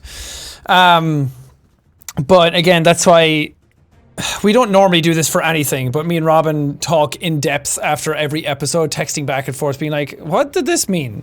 Did you like this? So it was nice to actually sit down and do this together for stream and voice our criticisms, because both of us really fucking liked the show. We loved the show. We were so excited about it. We were sharing theories and what was going to happen and who's going to do what, and we were talking about like what Brad was doing, what everything means before season 8 started, and we're just so disappointed that it didn't go, not that it didn't go the way we wanted it to. It was never about that it didn't do what we wanted it to, because a lot of stuff that we predicted happened and some other things didn't. And where everybody ended up, I'm fine with. I'm fine with Daenerys going crazy and being killed by Jon. I'm fine with Arya killing the Night King. I'm fine with all that stuff. I just feel like it wasn't executed well. And I feel like it threw away all the things that made Game of Thrones great in favor of spectacle and shock. Where some of the best scenes of Game of Thrones are where two characters are just in a room talking to each other, super tense, and just phenomenal acting and writing going on that you forget that you're watching a show and you're just seeing these people's lives play out on screen. And then this season was just pulled me out of it so much that I just couldn't enjoy it. But visually, phenomenal. Such a good looking show. Acting wise, even though the actors were given terrible scripts, they just nailed it. Some of the best acting probably of their careers came out of a lot of Game of Thrones scenes. And I like that a lot. And the music has been playing in the background this entire time is probably the best aspect of the entire show. It was so good, but the execution of it just wasn't there. But that's stuff that you already know. And if you enjoyed the show, then I'm glad. I'm glad that it didn't let you down, and I'm glad that you enjoyed it right up until the end. And it was what you wanted it to be. But all in all, that's what happens. Not everything's going to be perfect. It still has some really great episodes.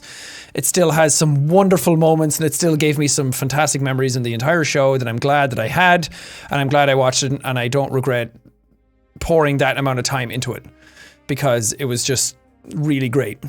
That's going to do it for me on this stream. I might be back. Maybe not. I have a busy week coming up. I was going to say I might be back to stream because Evelyn's not here this week. So the internet doesn't have to be like, the internet's bad here. So we have to like pick and choose who uses it when for stream stuff. So now that I'm here on my own, I might be able to stream a little more, but I can't promise anything. I have a lot of stuff coming out this week. I'm starting Observation tomorrow. I have the first 3 episodes of that recorded. It's the same developers who made Stories Untold. And Observation is really, well, I'm not going to say anything because I don't know if I'm allowed. But look forward to that. And then that Plague Tale Innocence game I want to play as well because I've heard some good things about it. And normally I'm like, I don't know if people would like it, so I don't know if I'll do a series on it. But I want to get back to doing more videos again. Not 2 a day every day. But I miss having longer Let's Plays on the channel. I haven't done a proper long Let's Play since Resident Evil 2. And because I'm down to 1 video a day, I keep trying to find like that perfect series that's going to nail everything and go, like, people won't mind having that every day. But because I'm doing 1 episode a day, that's hard to do because some people just won't like it. The majority of people probably won't like it just for the size of the audience. So I want to find a way of doing longer Let's Plays alongside the funnier things. Like the Fortnite video I uploaded today was actually fun to record because it was a different type of Fortnite. I know people groan and roll their eyes at Fortnite, but Fortnite's popular. People really want to watch it. When I search stuff for Jacksepticeye on YouTube, a lot of people are searching for Jacksepticeye Fortnite and Jacksepticeye FNAF as well, which is weird, but I don't really want to play FNAF again. So as soon as I found out that Fortnite actually had custom maps, I was like, oh, that's fun. I can make that fun and interesting for myself. So that was actually fun to record and edit because I edited that one. So I might do more of those because I missed that kind of Happy Wheels Turbo Dismount kind of series where you just get in and play random maps and it doesn't really matter what happens as long as you're having fun. So those types of videos and like the Mordhau video, I fucking love that Mordhau video. I've watched that video like 4 times myself because I just really like the way it was put together. I really like everything that happened in that episode, but I do those kinds of videos, but also have the longer Let's Plays on the side. So there's more stuff for everybody. Because right now it's kind of like one or the other. I feel like I have to pick and choose. So I want to do longer Let's Plays again. And then if I'm doing it alongside something else, it's kind of additive. And I don't have to worry so much about it dragging the channel down or not getting views and damaging things or annoying half the audience because they're just not that into it. So mixing and matching stuff again will hopefully yield better results. I can't promise that it'll be like every day because there's just not that many games to play or anything. But I at least want to have like a long Let's Play going every other week and just bulk up a second video every now and then. So that'll be fun. We'll see how it goes. If it's too much work, I'm not going to overwork myself again to get back to that place where I'm just unhappy with the stuff that I'm uploading. But I'll try it out and see where we end up. That'll be fun. But I'm going to leave it here. Thank you guys for hanging out. Thank you guys so much for all the bits and donations and subs and everything as well. I'm so sorry that I didn't read any of them. It's always weird when I'm doing it with another person on stream because I don't want to like talk over them by constantly like muting myself and then talking to you and not listening to them. I wanted to focus just on me and Robin's conversation. But I was trying to reach out and to bring up points that you guys were bringing up as well as we went through it. But thank you so much for all the bits and donations and lovely messages and subs and resubs and primes and everything. It really does mean a lot. So I appreciate it. Thank you so much. I don't know, is Robin still going to keep streaming? Because I do have some new songs, so we'll try those out. Is Robin still streaming? Is he going to end it? Oh, he's literally ending. Okay, let's raid Gab then. Let's raid Das Evelyn, because she's playing some more Days Gone and I haven't played it in a while, so go, have fun with her. She looks very cute right now in her little hat and her little hoodie. So send her some love, and I will see you guys next time. Bye, I guess. Bye.